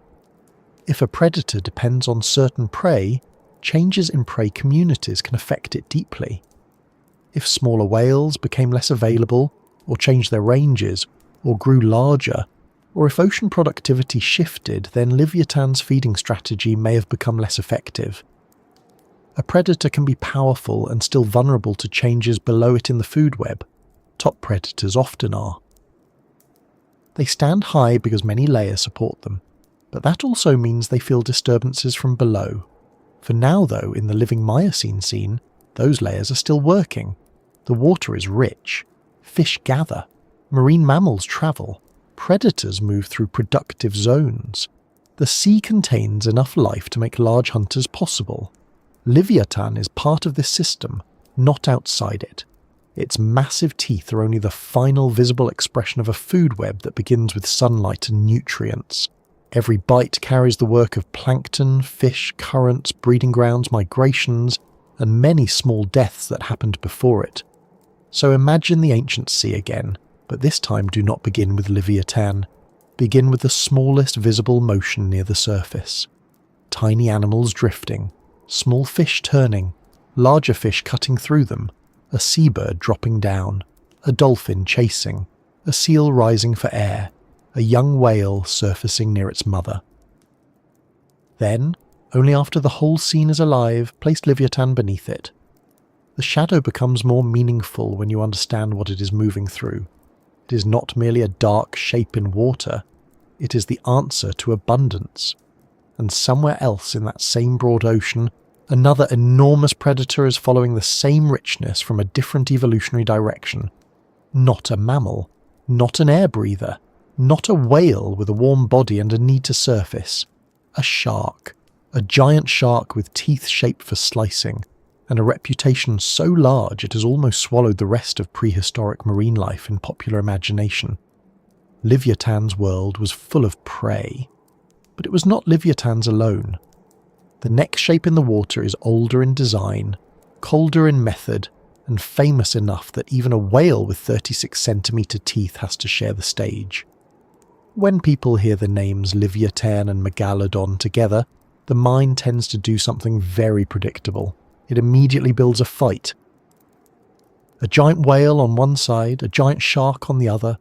The ancient sea becomes a stadium, the waves become a curtain, and somewhere in the distance a very dramatic drum begins doing far too much work. It is understandable. These were two of the most impressive marine predators of their time, and both carried the sort of feeding equipment that makes modern beach holidays feel briefly less relaxing. Livyatan had a massive skull, strong jaws, and large teeth in both the upper and lower jaws. Megalodon had broad, serrated teeth, a body built on the long success of sharks, and a bite designed for cutting flesh from large prey. Put them in the same ocean, and the imagination starts rearranging everything into a showdown. But real ecosystems are usually less interested in showdowns than we are. Predators do not spend most of their lives searching for worthy rivals. They search for food. They avoid injury. They follow prey, respond to seasonal abundance, compete when they must, and take the safest, useful meal when one appears. A fight between two large predators can happen in nature, but it is rarely the goal. Injury is costly. A broken tooth, a damaged jaw, an infected wound, or a deep bite in the wrong place can turn a powerful animal into a hungry one. For Livyatan and Megalodon, the more important relationship was probably not constant combat. It was overlap. They may have used some of the same prey, moved through some of the same productive waters, and shaped the same marine community from different evolutionary directions. That difference matters. Livyatan was a whale, a warm-blooded mammal that breathed air, gave birth to live young, and belonged to the sperm whale branch of toothed whale evolution. Megalodon was a shark, a fish from a much older predatory tradition, breathing through gills, replacing teeth throughout life, and moving through the sea with a body plan that had already proven effective for a very long time. One had lungs and surface to breathe, the other stayed fully inside the water. One had mammalian teeth that did not roll forward in endless rows the way shark teeth do. The other had a conveyor belt of replacement teeth, a very useful feature if one's lifestyle involves biting large animals that object strongly. One carried a skull shaped by the history of whales and underwater sound. The other carried the streamlined efficiency of a giant lamniform shark. They were both apex predators, but they were not two versions of the same animal. Megalodon is often imagined as simply a larger great white shark, but that comparison should be handled carefully. It was related to modern lamniform sharks, and the great white is a convenient living reference for body shape and predatory style, but Megalodon was its own animal. It is known mostly from teeth and vertebrae, because shark skeletons are made largely of cartilage, which does not fossilize as readily as bone. This is why Megalodon has become a creature of teeth in the public imagination. The teeth are large, triangular, serrated, and built for slicing. They are the kind of fossils people can hold in their hand and immediately understand without needing a lecture, although lectures are often provided anyway, because paleontologists are only human.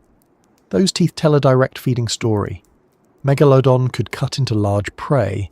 Fossil evidence shows bite marks on marine mammal bones, including whales and other large animals. A shark with teeth like that was not restricted to small fish. It could attack prey with thick skin, blubber, muscle, and bone. But recent work also supports a broader view of its diet. Megalodon and its relatives were not necessarily strict whale-only specialists everywhere and at all times. They appear to have been flexible predators, able to feed on different animals depending on age, place, and availability. That flexibility is important because it makes Megalodon more realistic. Even the most famous giant shark in history was not reading its own movie poster every morning. Livyatan, on the other hand, is known from a fossil skull that gives a clearer look at the head and jaws than Megalodon usually allows. Its teeth were not serrated shark blades. They were large, conical, deeply rooted mammalian teeth, built more for gripping, puncturing, and tearing than for the repeated slicing action of a shark jaw. Livyatan likely bit large prey with a powerful closing motion, and used its head, jaws, and body mass to control what it caught. It was not a shark-shaped predator. It did not replace teeth in the same way. It did not breathe in the same way. It did not move through the sensory world in the same way. It was a toothed whale using a whale's body to solve the problem of catching large prey. So, if both animals lived in overlapping marine environments, how would they have divided the world between them? The answer is not simple, and it is better that way. They may have competed for some prey, especially marine mammals. Smaller whales, dolphins, seals, and other large vertebrates could have been attractive to both. A young whale, for example, would have been rich in energy and potentially vulnerable. Megalodon could attack with slicing bites, perhaps removing flesh and disabling prey. Livyatan could seize and tear with its strong jaws and enormous teeth. The same prey animal might have been threatened by both kinds of predator, but the methods and circumstances of attack may have differed. Niche partitioning is the useful term here. It means that animals sharing an environment can reduce direct competition by using different prey, places, times, or hunting methods. Two predators may both be large and both be dangerous, but one may prefer different prey sizes, different depths, different distances from shore, or different seasonal patterns. Juvenile megalodons may have used nursery areas and eaten smaller prey. Larger adults may have ranged more widely and taken bigger animals. Livyatan may have focused on particular kinds of marine mammals or on certain productive zones where its body and hunting style worked best. We do not have a daily schedule for either animal. The fossil record is not kind enough to give us a calendar marked Tuesday, whale hunting, cloudy. But ecology gives us a way to avoid turning them into cartoon rivals. In the Pisco ecosystem, large predators did not stand alone. The food web included many levels of hunters and prey. There were sharks smaller than Megalodon, dolphins, toothed whales, seals, seabirds, fish, rays, and other animals. The top predators occupied the highest levels, but they depended on everything below them. Megalodon and Livyatan were not simply two monsters placed into water. They were supported by productivity, by schools of fish, by marine mammal diversity, by currents, by plankton, and by the long movement of energy through the sea. When a giant shark bit a whale or a giant whale bit another whale, that event had roots in sunlight and nutrients far below the drama of the moment. It is still reasonable to imagine that they sometimes encountered one another. A dead whale carcass could attract many scavengers, including sharks and large-toothed whales. A feeding area rich with marine mammals could bring multiple predators into the same region. A juvenile or weakened individual of either species might have been vulnerable under the wrong circumstances. Large predators today sometimes avoid one another, sometimes steal food, sometimes attack, and sometimes simply pass through the same space with no direct conflict. The ancient sea likely allowed all of these possibilities. The important point is that possibility is not the same as routine. A full-grown Livyatan would have been a dangerous opponent for almost anything in its environment. So would a large adult megalodon. If they met over a carcass or prey item, neither would be an easy target. But from a survival standpoint, the best outcome for both might often have been avoidance, intimidation, or opportunistic feeding rather than direct battle. A serious injury could mean starvation later. Modern predators often understand this without needing to think about it in human terms. They posture, circle, test, retreat, or wait. A fight is not always worth the prize, especially when the prize can be found elsewhere by an animal large enough to travel. The sensory worlds of the two predators were different as well. Megalodon, like sharks generally, likely relied on senses such as smell, vibration detection, vision, and electroreception through specialized organs that detect electrical signals from living animals. Sharks are very good at finding things in water. A wounded animal, a struggling fish, or a carcass could be detected from cues spreading through the sea. Livyatan, as a toothed whale relative, likely used sound in important ways, though the exact details are not preserved. Toothed whales use echolocation and acoustic signals, and sperm whales have highly specialised head structures connected with sound. Livyatan skull suggests a large head region that may have supported sound-related soft tissues. The shark and the whale may have searched the same sea using very different information. That difference could affect hunting. Megalodon may have approached prey from below or behind, delivering devastating bites that caused blood loss and damage. Livyatan may have used close-range biting, gripping and tearing, perhaps more like a huge mammalian predator using jaws to hold and control prey. Megalodon teeth were designed to slice. Livyatan teeth were designed to grip and penetrate. Both could harm large prey, but not in the same mechanical way. This is part of why the comparison is so interesting. They show two separate evolutionary answers to the same basic opportunity. Large animals in the sea that could be eaten. The size question often appears next, usually with a quiet sense of competition. Which was bigger? Which was stronger? Which would win? Megalodon was likely larger on average than Livyatan, with many estimates placing large individuals well above the length range usually proposed for Livyatan. Livyatan is often reconstructed around the size of a large modern sperm whale, perhaps roughly 13 to 17 metres, depending on the estimate, while Megalodon could reach even greater lengths. But size alone does not answer ecology. A larger animal is not automatically the winner in every interaction. Body shape, attack method, age, health, surprise, water depth, and circumstance all matter. A large shark and a large predatory whale were both dangerous in different ways, and neither needs to be declared the permanent champion for the ecosystem to make sense.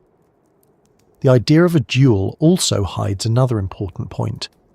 They were probably more important to each other as competitors than as enemies.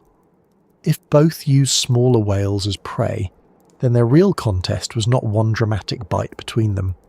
It was the ongoing pressure of needing food from the same marine community. Competition can be quiet. It can happen without contact. If one predator reduces the prey available in a region, the other feels it.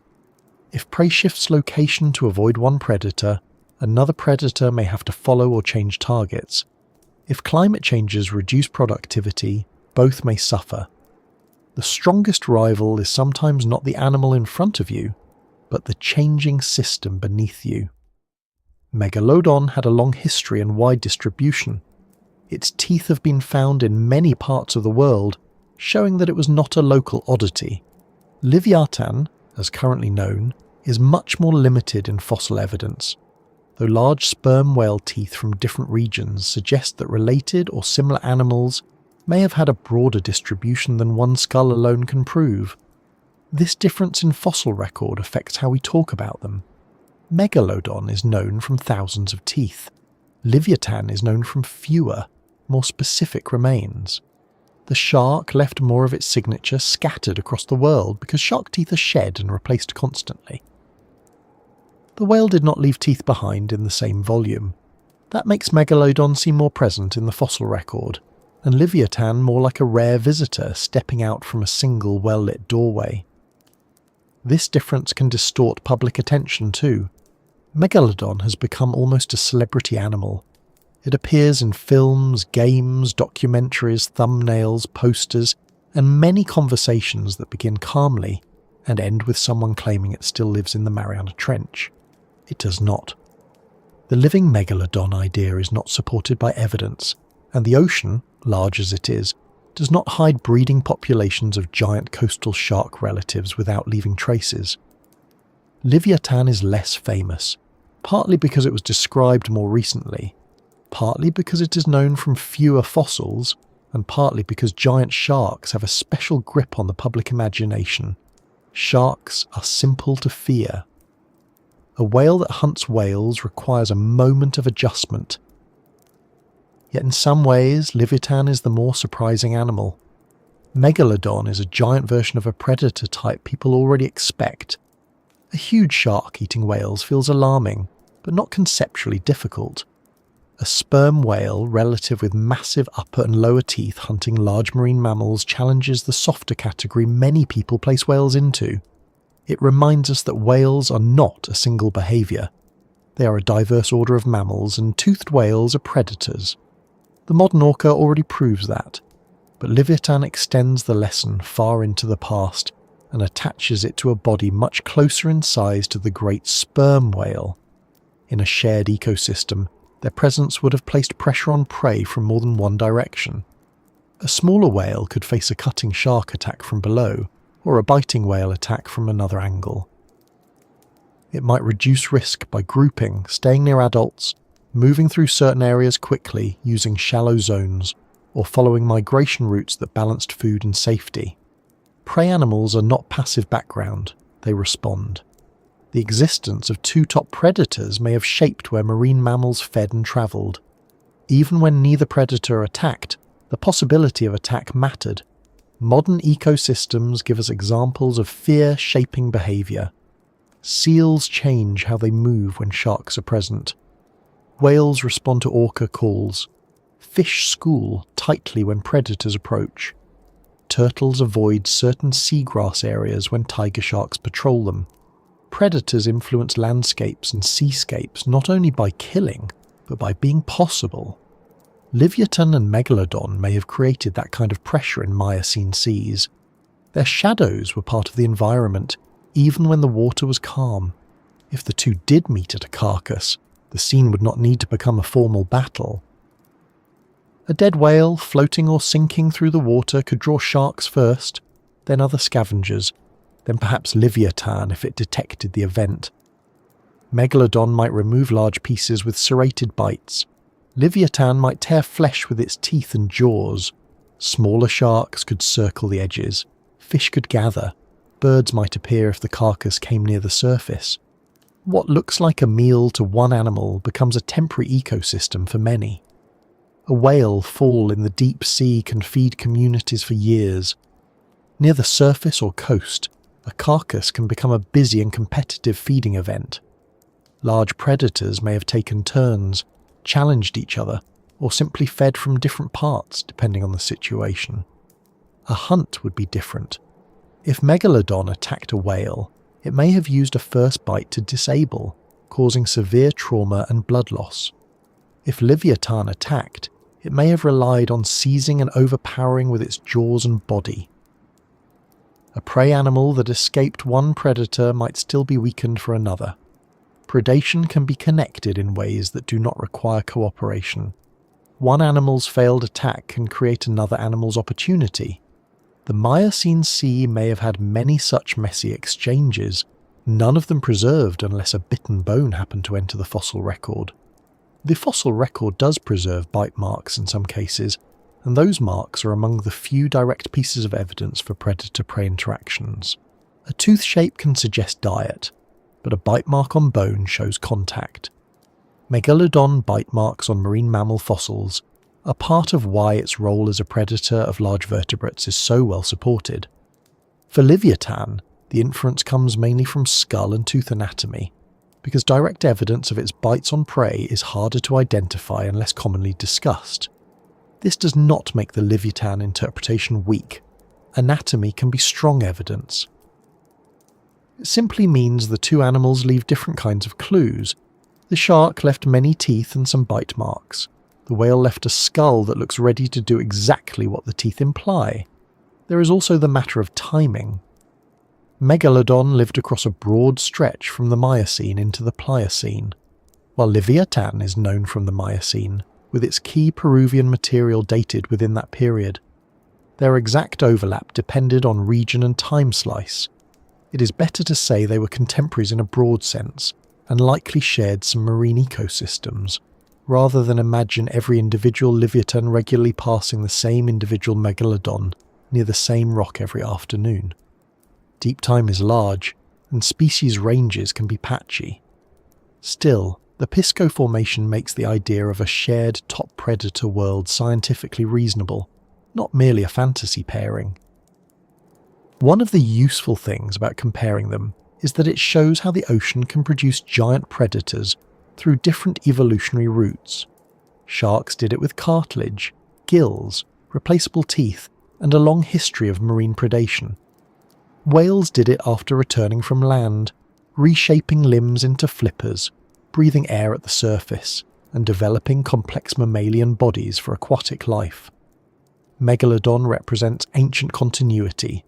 Livyatan represents transformation. One comes from a lineage that stayed in the sea. The other comes from a lineage that left land and became so marine that one branch could challenge sharks near the top of the food web. That is an extraordinary thing when you sit with it plainly. A mammal lineage that once walked near shore eventually produced a predator that could compete with giant sharks for marine prey, not by becoming a shark, but by becoming a whale in a new way. Livyatan did not copy Megalodon. It arrived at a similar ecological height with different tools. This is convergent pressure without identical form. The sea offered large prey. Evolution answered with a giant shark and a giant predatory whale. Both animals also remind us that apex predators are vulnerable to changes that begin far below them. If productivity shifts, if prey communities change, if ocean temperatures alter, if breeding grounds move, the top predators feel it. A huge predator can dominate a scene and still depend on conditions it cannot control. Megalodon eventually disappeared. Livyatan disappeared too. Their shared world did not last. The prey changed. The climate changed. Ocean systems changed. The two great hunters were not defeated in one final battle. They were removed by time, ecology, and the slow rearrangement of the marine world.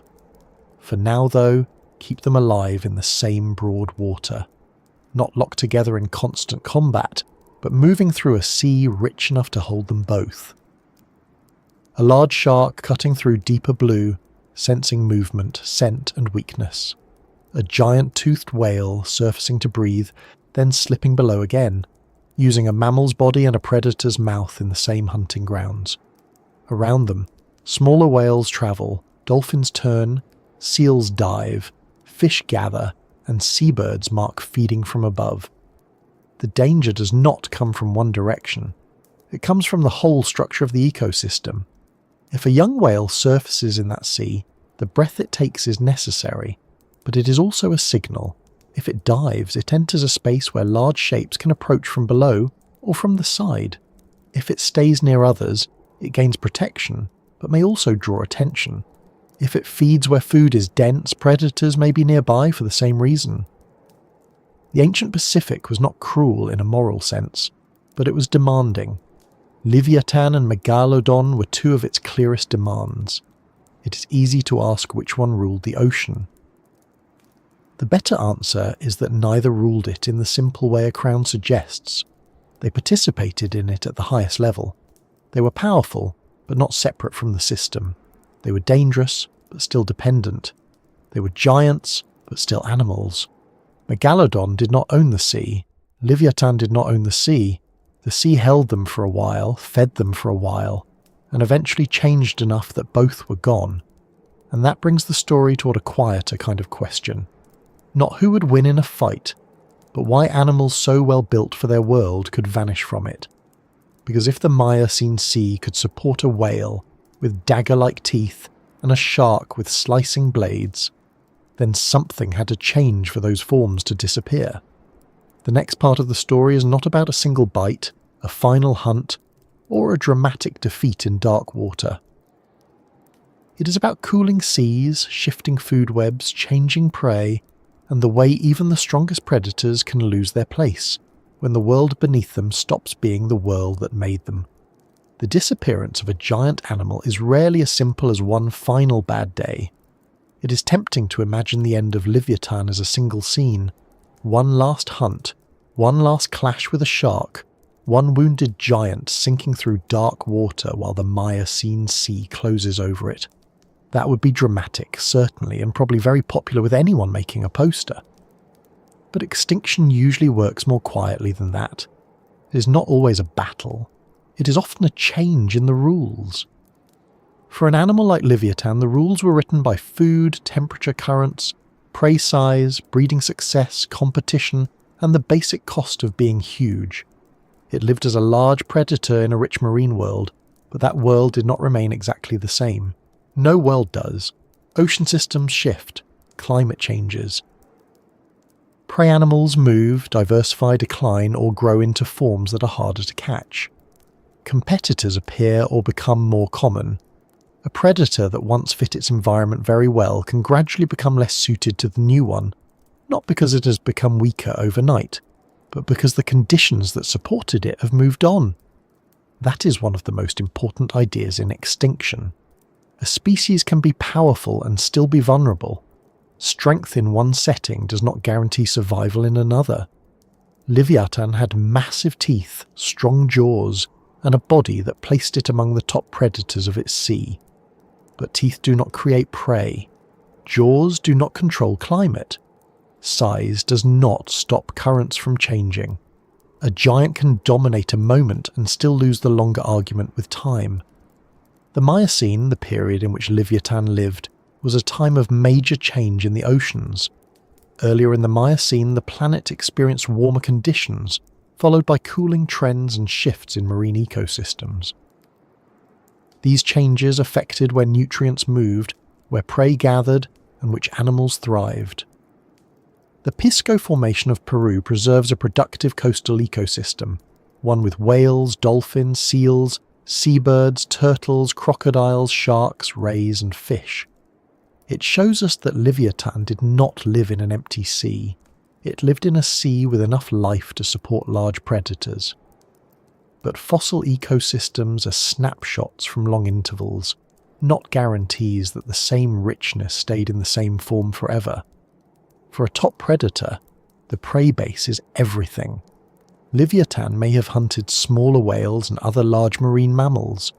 That kind of diet would have depended on the availability of prey that was large enough to reward a hunt, but not so large, rare or difficult that the strategy stopped working. If those prey animals declined, moved elsewhere, or changed in size and behaviour, Livyatan would have felt it. Not emotionally, of course. It would not sit near the surface feeling nostalgic for the old menu, but biologically it would matter. Fewer successful hunts mean less energy. Less energy means lower survival, weaker reproduction, and fewer young reaching adulthood. This is especially important for large predators because they usually reproduce slowly compared with smaller animals. We do not know Livyatan's exact life history, but as a large whale, it likely had a long growth period and a slow reproductive pace. Modern large whales do not produce dozens of young at once like fish or insects. They invest heavily in calves. That strategy can work very well when adult survival is high and food is reliable. But when food becomes less predictable, slow reproduction becomes a risk. A population can decline faster than it can recover. A giant predator may not need many enemies if it has too few surviving calves. The prey itself was changing. Baleen whales, which were likely among the animals available to large predators in the Miocene, did not remain the same through time. The very largest modern baleen whales, such as blue whales and fin whales, belong to a later pattern of gigantism, linked to changes in ocean productivity and feeding systems.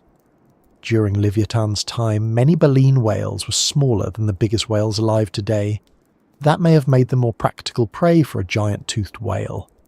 But as some whale lineages changed and as marine ecosystems shifted, the feeding opportunities for Livyatan-like predators may also have changed. A smaller whale is one kind of prey, a much larger whale is another. If prey lineages become larger, more wide-ranging or differently distributed, a predator specialised for attacking medium-sized marine mammals may lose efficiency. An adult blue whale is not a casual target. Even modern orcas usually attack calves or weakened individuals when dealing with very large whales.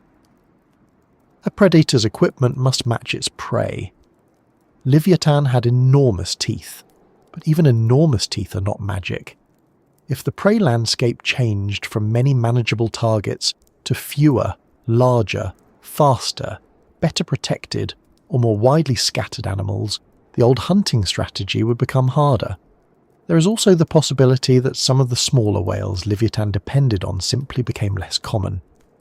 Extinction and decline do not only happen at the top, they move through whole communities. If a group of prey animals disappears, the predator that depends on them may follow. This is sometimes called co-extinction, when one species or group vanishes because another one it depends on is gone.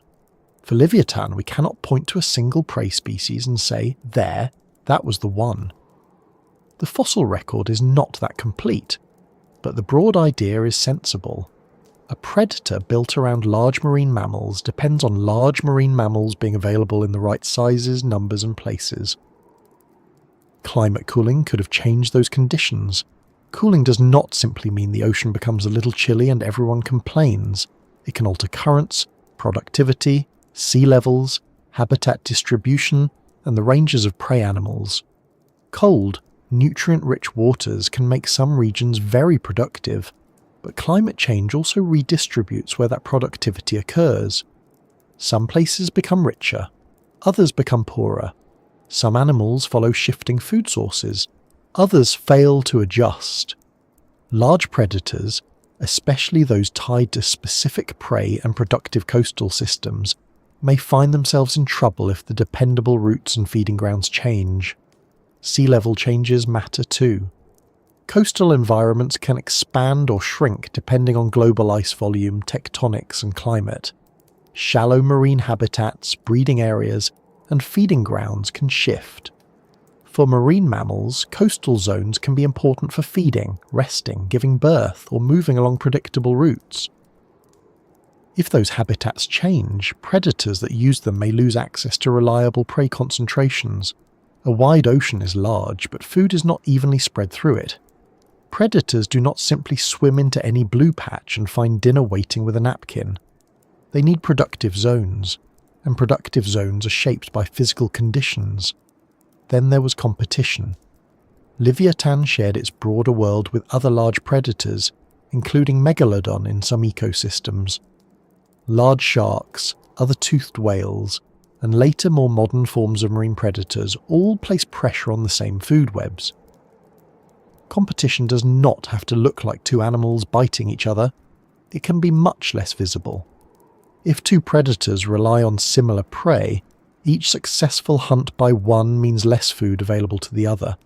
If prey becomes scarce, that competition becomes more serious. When food is abundant, many predators can coexist. When food becomes harder to find, overlap becomes costly. Megalodon itself eventually vanished, probably around 2.6 million years ago, later than confirmed Livyatan material, and studies have suggested that prey availability, competition, and environmental change all likely played roles in its extinction. That is useful because it shows the same broad pattern affecting another top predator.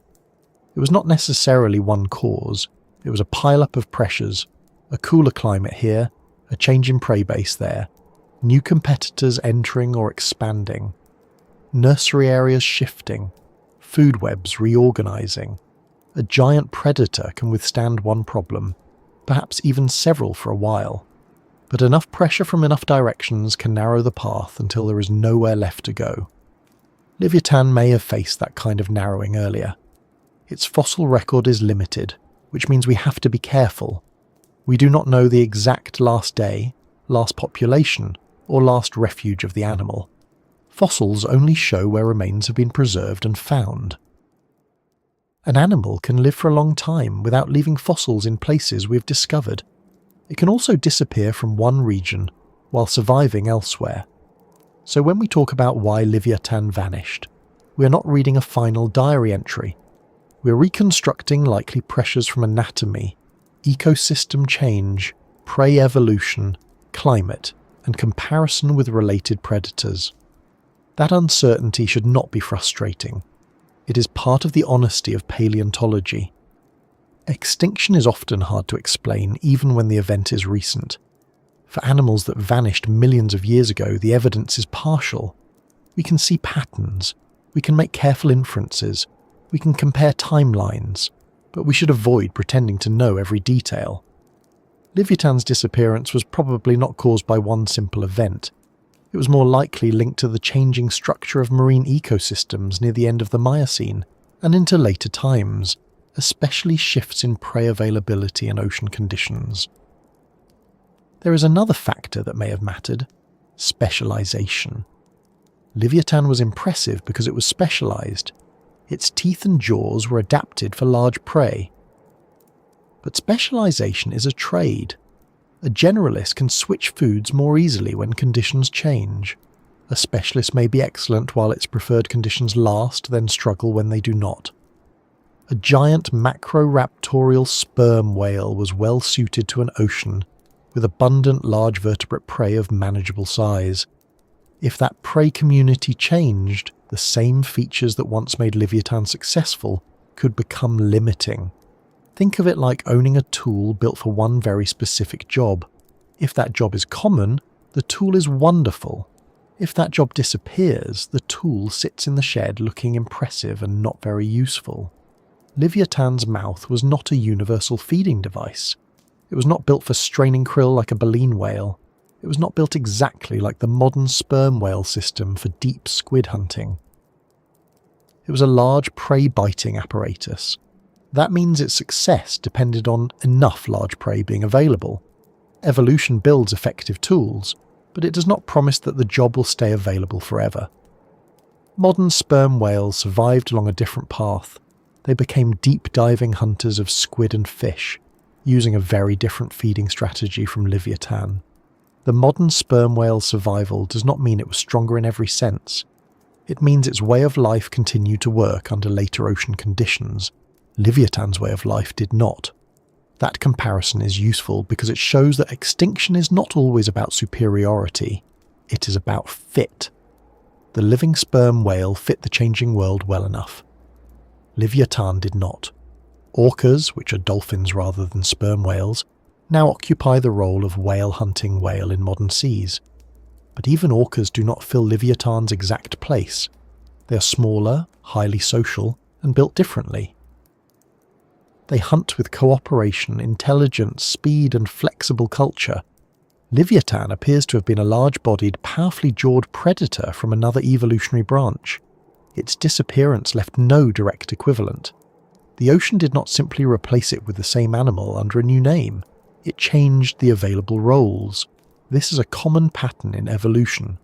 When an animal disappears, its role may vanish, be divided among several other animals, or be filled later by something only partly similar. The end of Livyatan did not leave a neat empty chair labelled giant predatory sperm whale, waiting for another species to sit down. Ecosystems reorganized. Prey changed. Predators changed. The old arrangement dissolved. There is a quiet lesson there. We often think of extinction as a species failing, but sometimes the environment changes so much that success stops being transferable. Livyatan was not poorly built. It was extremely well built for a particular kind of world. The problem was that the world kept changing. A body that once solved the problems of survival can become mismatched when the problems themselves are replaced. Imagine a late population of Livyatan-like whales if we allow ourselves a cautious reconstruction. The sea is still productive in places, but not in exactly the same way. Prey that once gathered predictably may be shifting routes. Some smaller whales may be declining. Some lineages may be moving toward larger sizes or different feeding grounds. Competitors may be taking a greater share of available food. Calves may be harder to raise because mothers must travel farther or hunt longer. Adult survival may remain high for a while, because a grown Livyatan would still be formidable, but fewer young survive. The population becomes older, then smaller, then patchier, then rare. This kind of decline does not look dramatic from day to day. One year has fewer calves, another year has fewer successful hunts. A familiar feeding ground is less reliable. A population becomes isolated from another. A storm, disease, or bad season that would once have been recoverable now cuts deeper. Extinction can happen by inches, or in this case perhaps by very large whale lengths, but slowly enough that no single moment announces itself as the end. A predator can also disappear while its prey survives in altered form. If baleen whales changed enough, they did not need to vanish entirely for Livyatan to suffer. The right prey at the right size and density could have declined, even while other whales continued evolving. that distinction matters. Extinction is not only about total absence, it is about whether the necessary relationships remain. If the menu changes from many suitable meals to fewer suitable meals, the predator may decline even though the ocean still contains life everywhere. Megalodon faced a related problem later. Its large size, high energy needs, and dependence on large prey made it vulnerable when prey communities and competition shifted. Studies on Megalodon have pointed to combined pressures rather than a single cause, including climate change, prey population collapse, and competition with other predators such as great white sharks and carnivorous whales.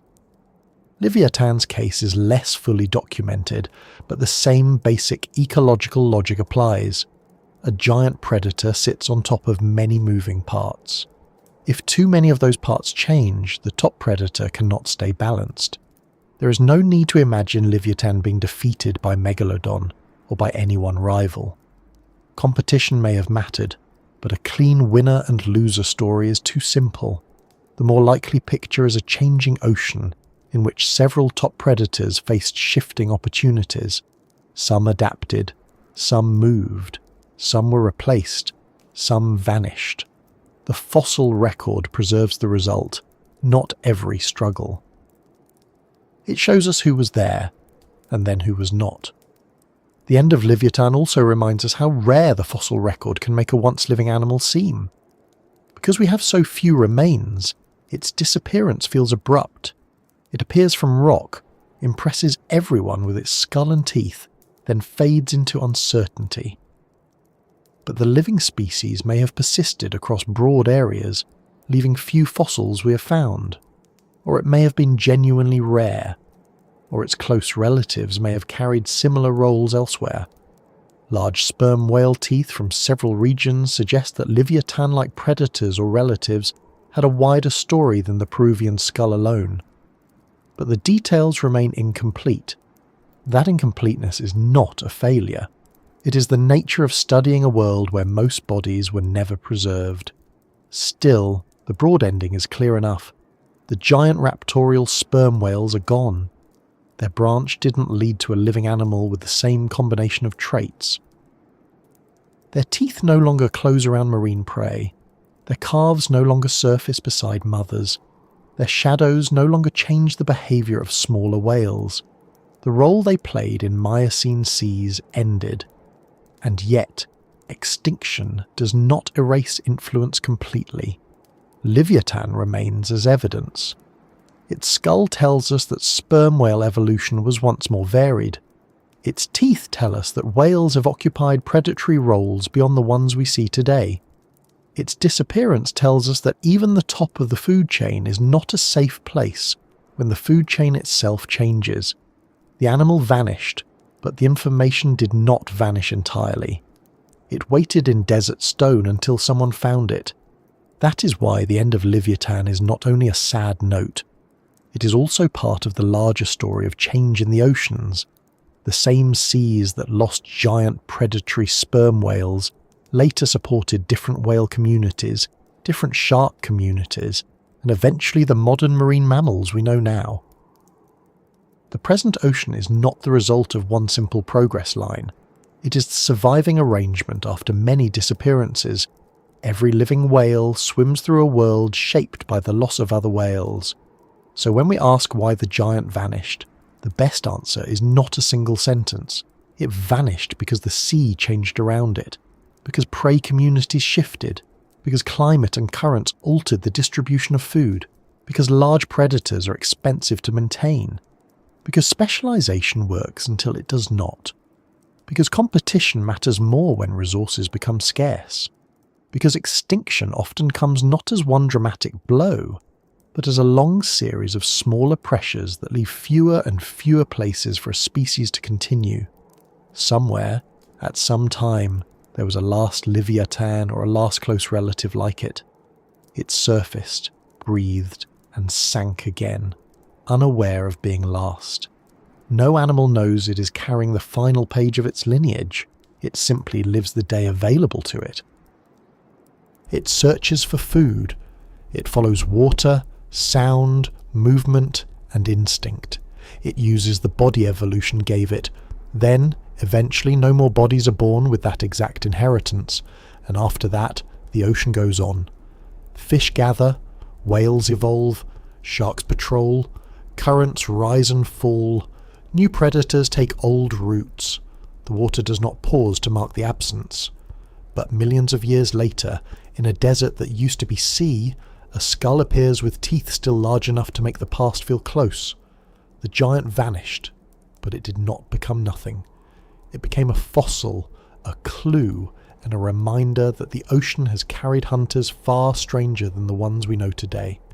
The last part of the journey can stay with that reminder for a little while, not with the animal in pursuit now, but with its echo in stone, in science, and in the way one extinct whale can change how we imagine the deep past.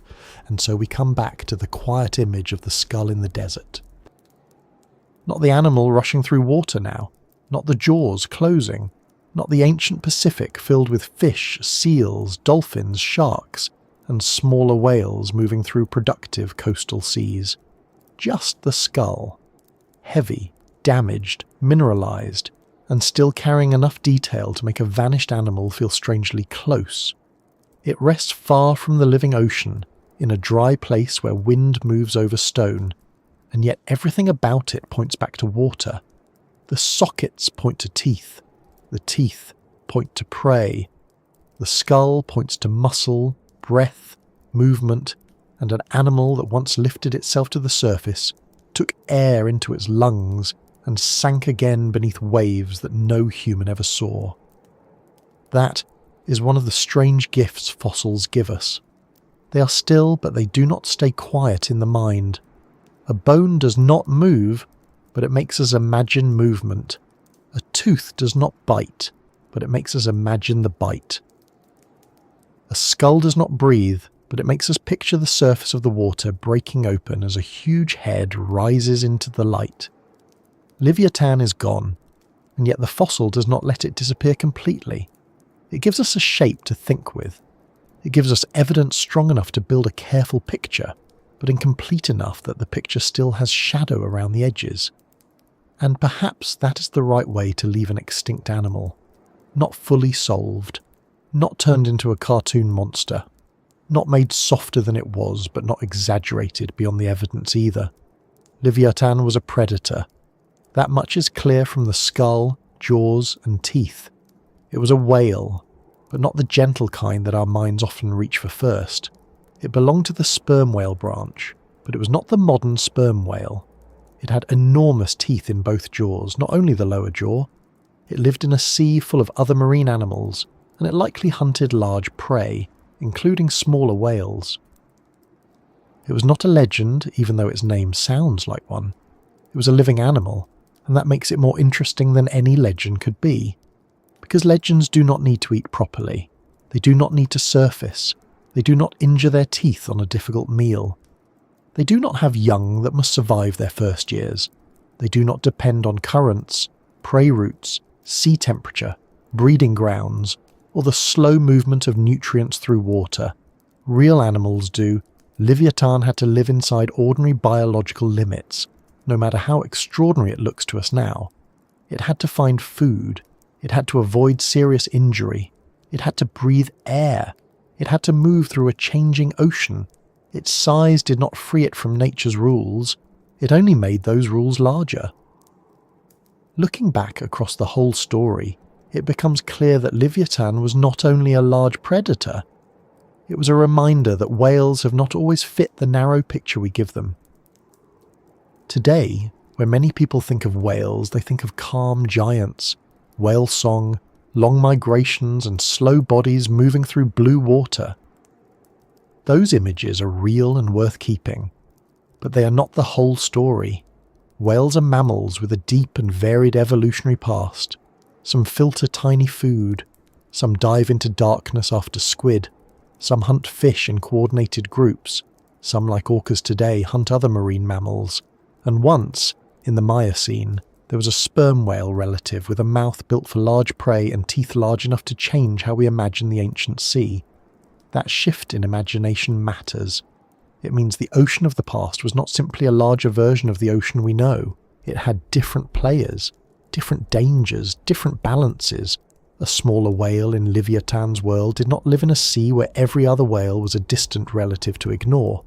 Some whales were threats. Some shadows with blowholes were not companions in the broad marine mammal family. They were hunters. That may feel surprising, but only because we bring modern assumptions with us.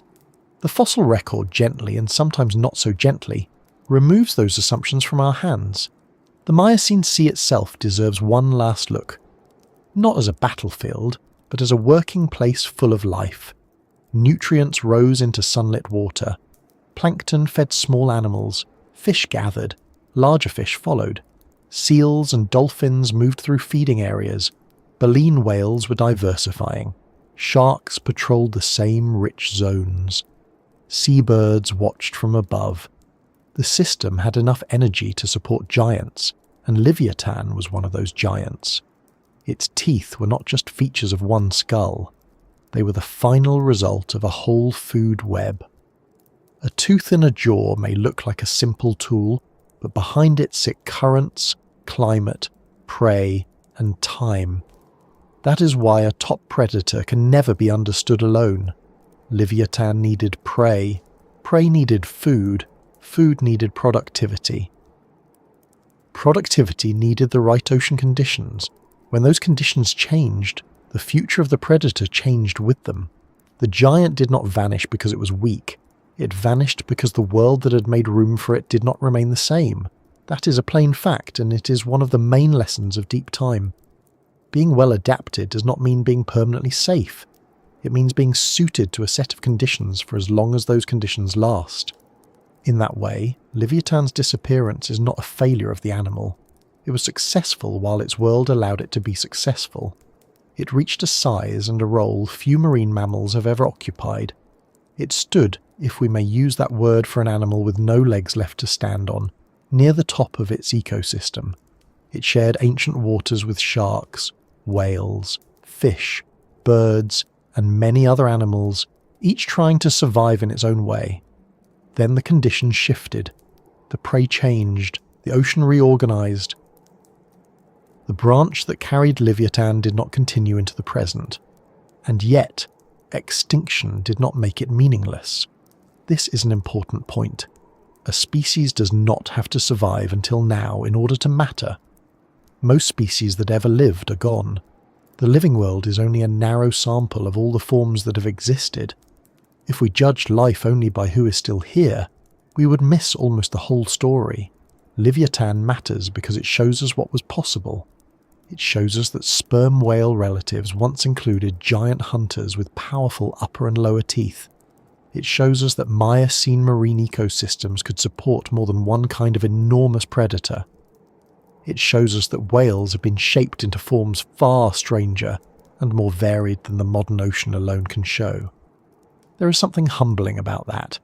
We live at one moment in time, and we are tempted to treat this moment as normal. The animals alive now become our reference point. A whale means this, a shark means that.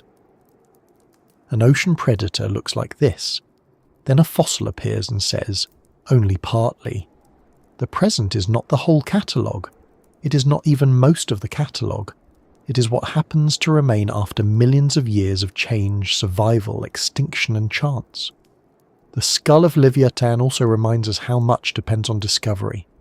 The animal lived long before us, died, was buried, turned to fossil, remained hidden, and then was found.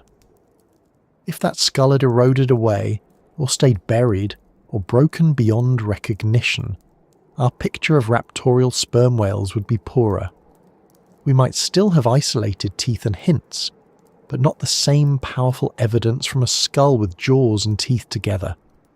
One specimen can change the way we understand an entire group. That is both exciting and slightly uncomfortable, because it means our knowledge is always provisional. There may be other animals waiting in stone that will change the picture again. Somewhere in the world there may be more Livyatan material not yet found. There may be related species in rock layers no one has examined closely. There may be teeth in museum drawers, collected decades ago, waiting for someone to recognise their importance. Paleontology is not only about digging in remote places, it's also about returning to old collections with new questions. Fossils can sit quietly for years before they become part of a bigger story.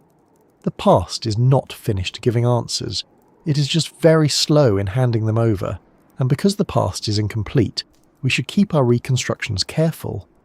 We can say that Livyatan was a giant macroraptorial sperm whale. We can say its teeth and skull suggest a predator of large marine animals. We can say it likely lived in a rich Miocene marine ecosystem and may have hunted smaller whales. But we cannot say exactly how every hunt happened.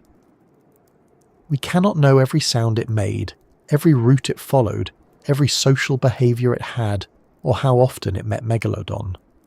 Those gaps are not weaknesses in the story. They are part of the story.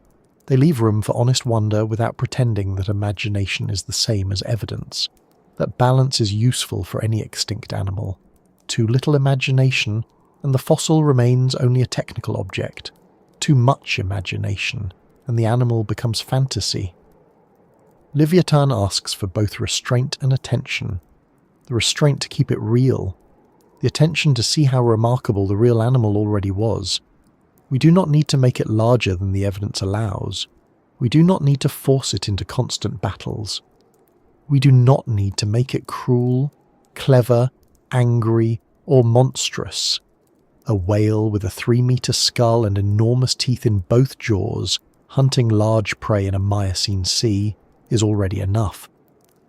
Maybe that is why the animal stays in the mind after the facts are listed. It sits at the meeting point of the familiar and the unexpected.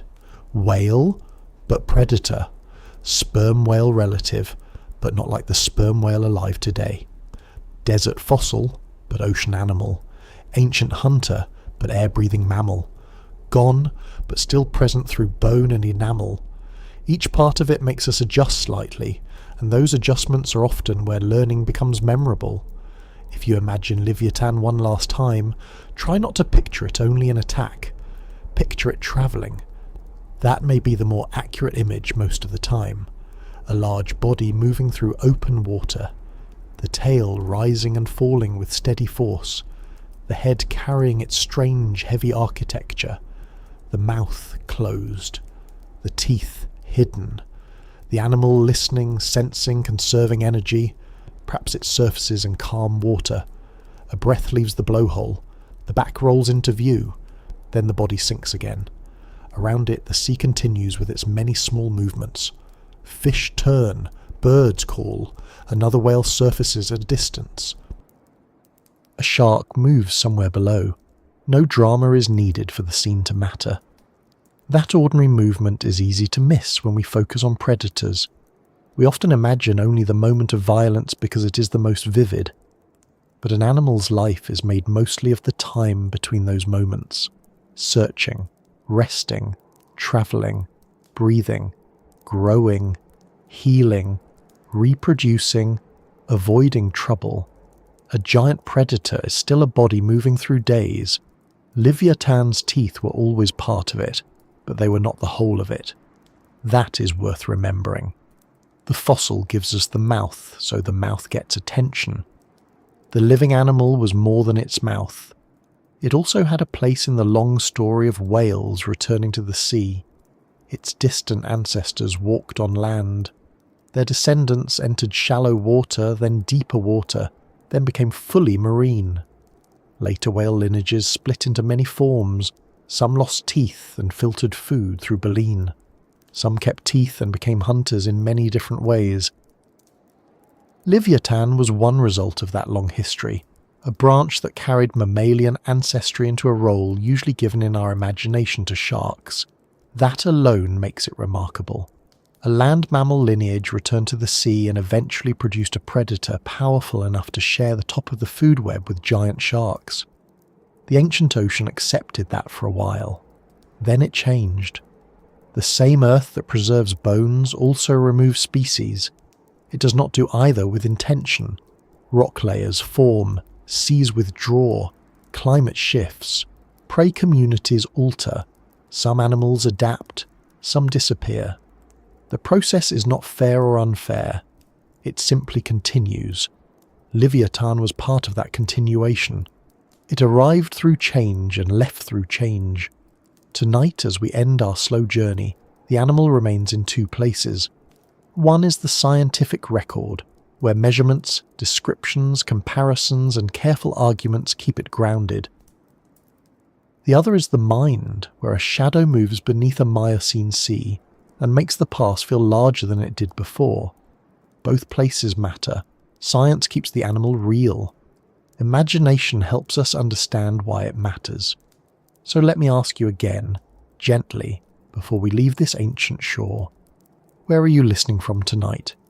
Are you close to the ocean, with real waves somewhere beyond the walls? Are you far inland, where whales exist mostly in books, screens, and quiet thoughts before sleep? And when you imagine Livyatan now, do you see a monster, or do you see an animal doing what its body was built to do in a world that no longer exists? If this journey through fossil seas, giant teeth, ancient whales, and changing oceans has given you a little calm, a little curiosity, or simply a place to rest your thoughts for a while, I would be grateful if you liked the video and subscribed. It helps Life Beyond Seen reach more people who enjoy slow science, strange animals, and the kind of bedtime learning that leaves the room quiet but the mind gently awake. The ocean outside our own time is full of lost shapes. Some were small and delicate, some were enormous and difficult to imagine. Livyatan was one of the enormous ones, but it was also one of the clear ones, because its skull tells us so much. It tells us that whales could be hunters of whales. It tells us that the Miocene Sea was rich enough to feed giants. It tells us that even the strongest predators depend on the world beneath them. And it tells us that disappearance is not always silence, because sometimes a fossil waits long enough to speak.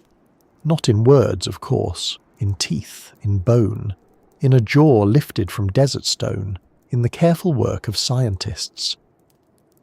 In the reconstructed outline of a whale that once moved through warm coastal water and left behind enough of itself for us to meet it, very late, from a very safe distance.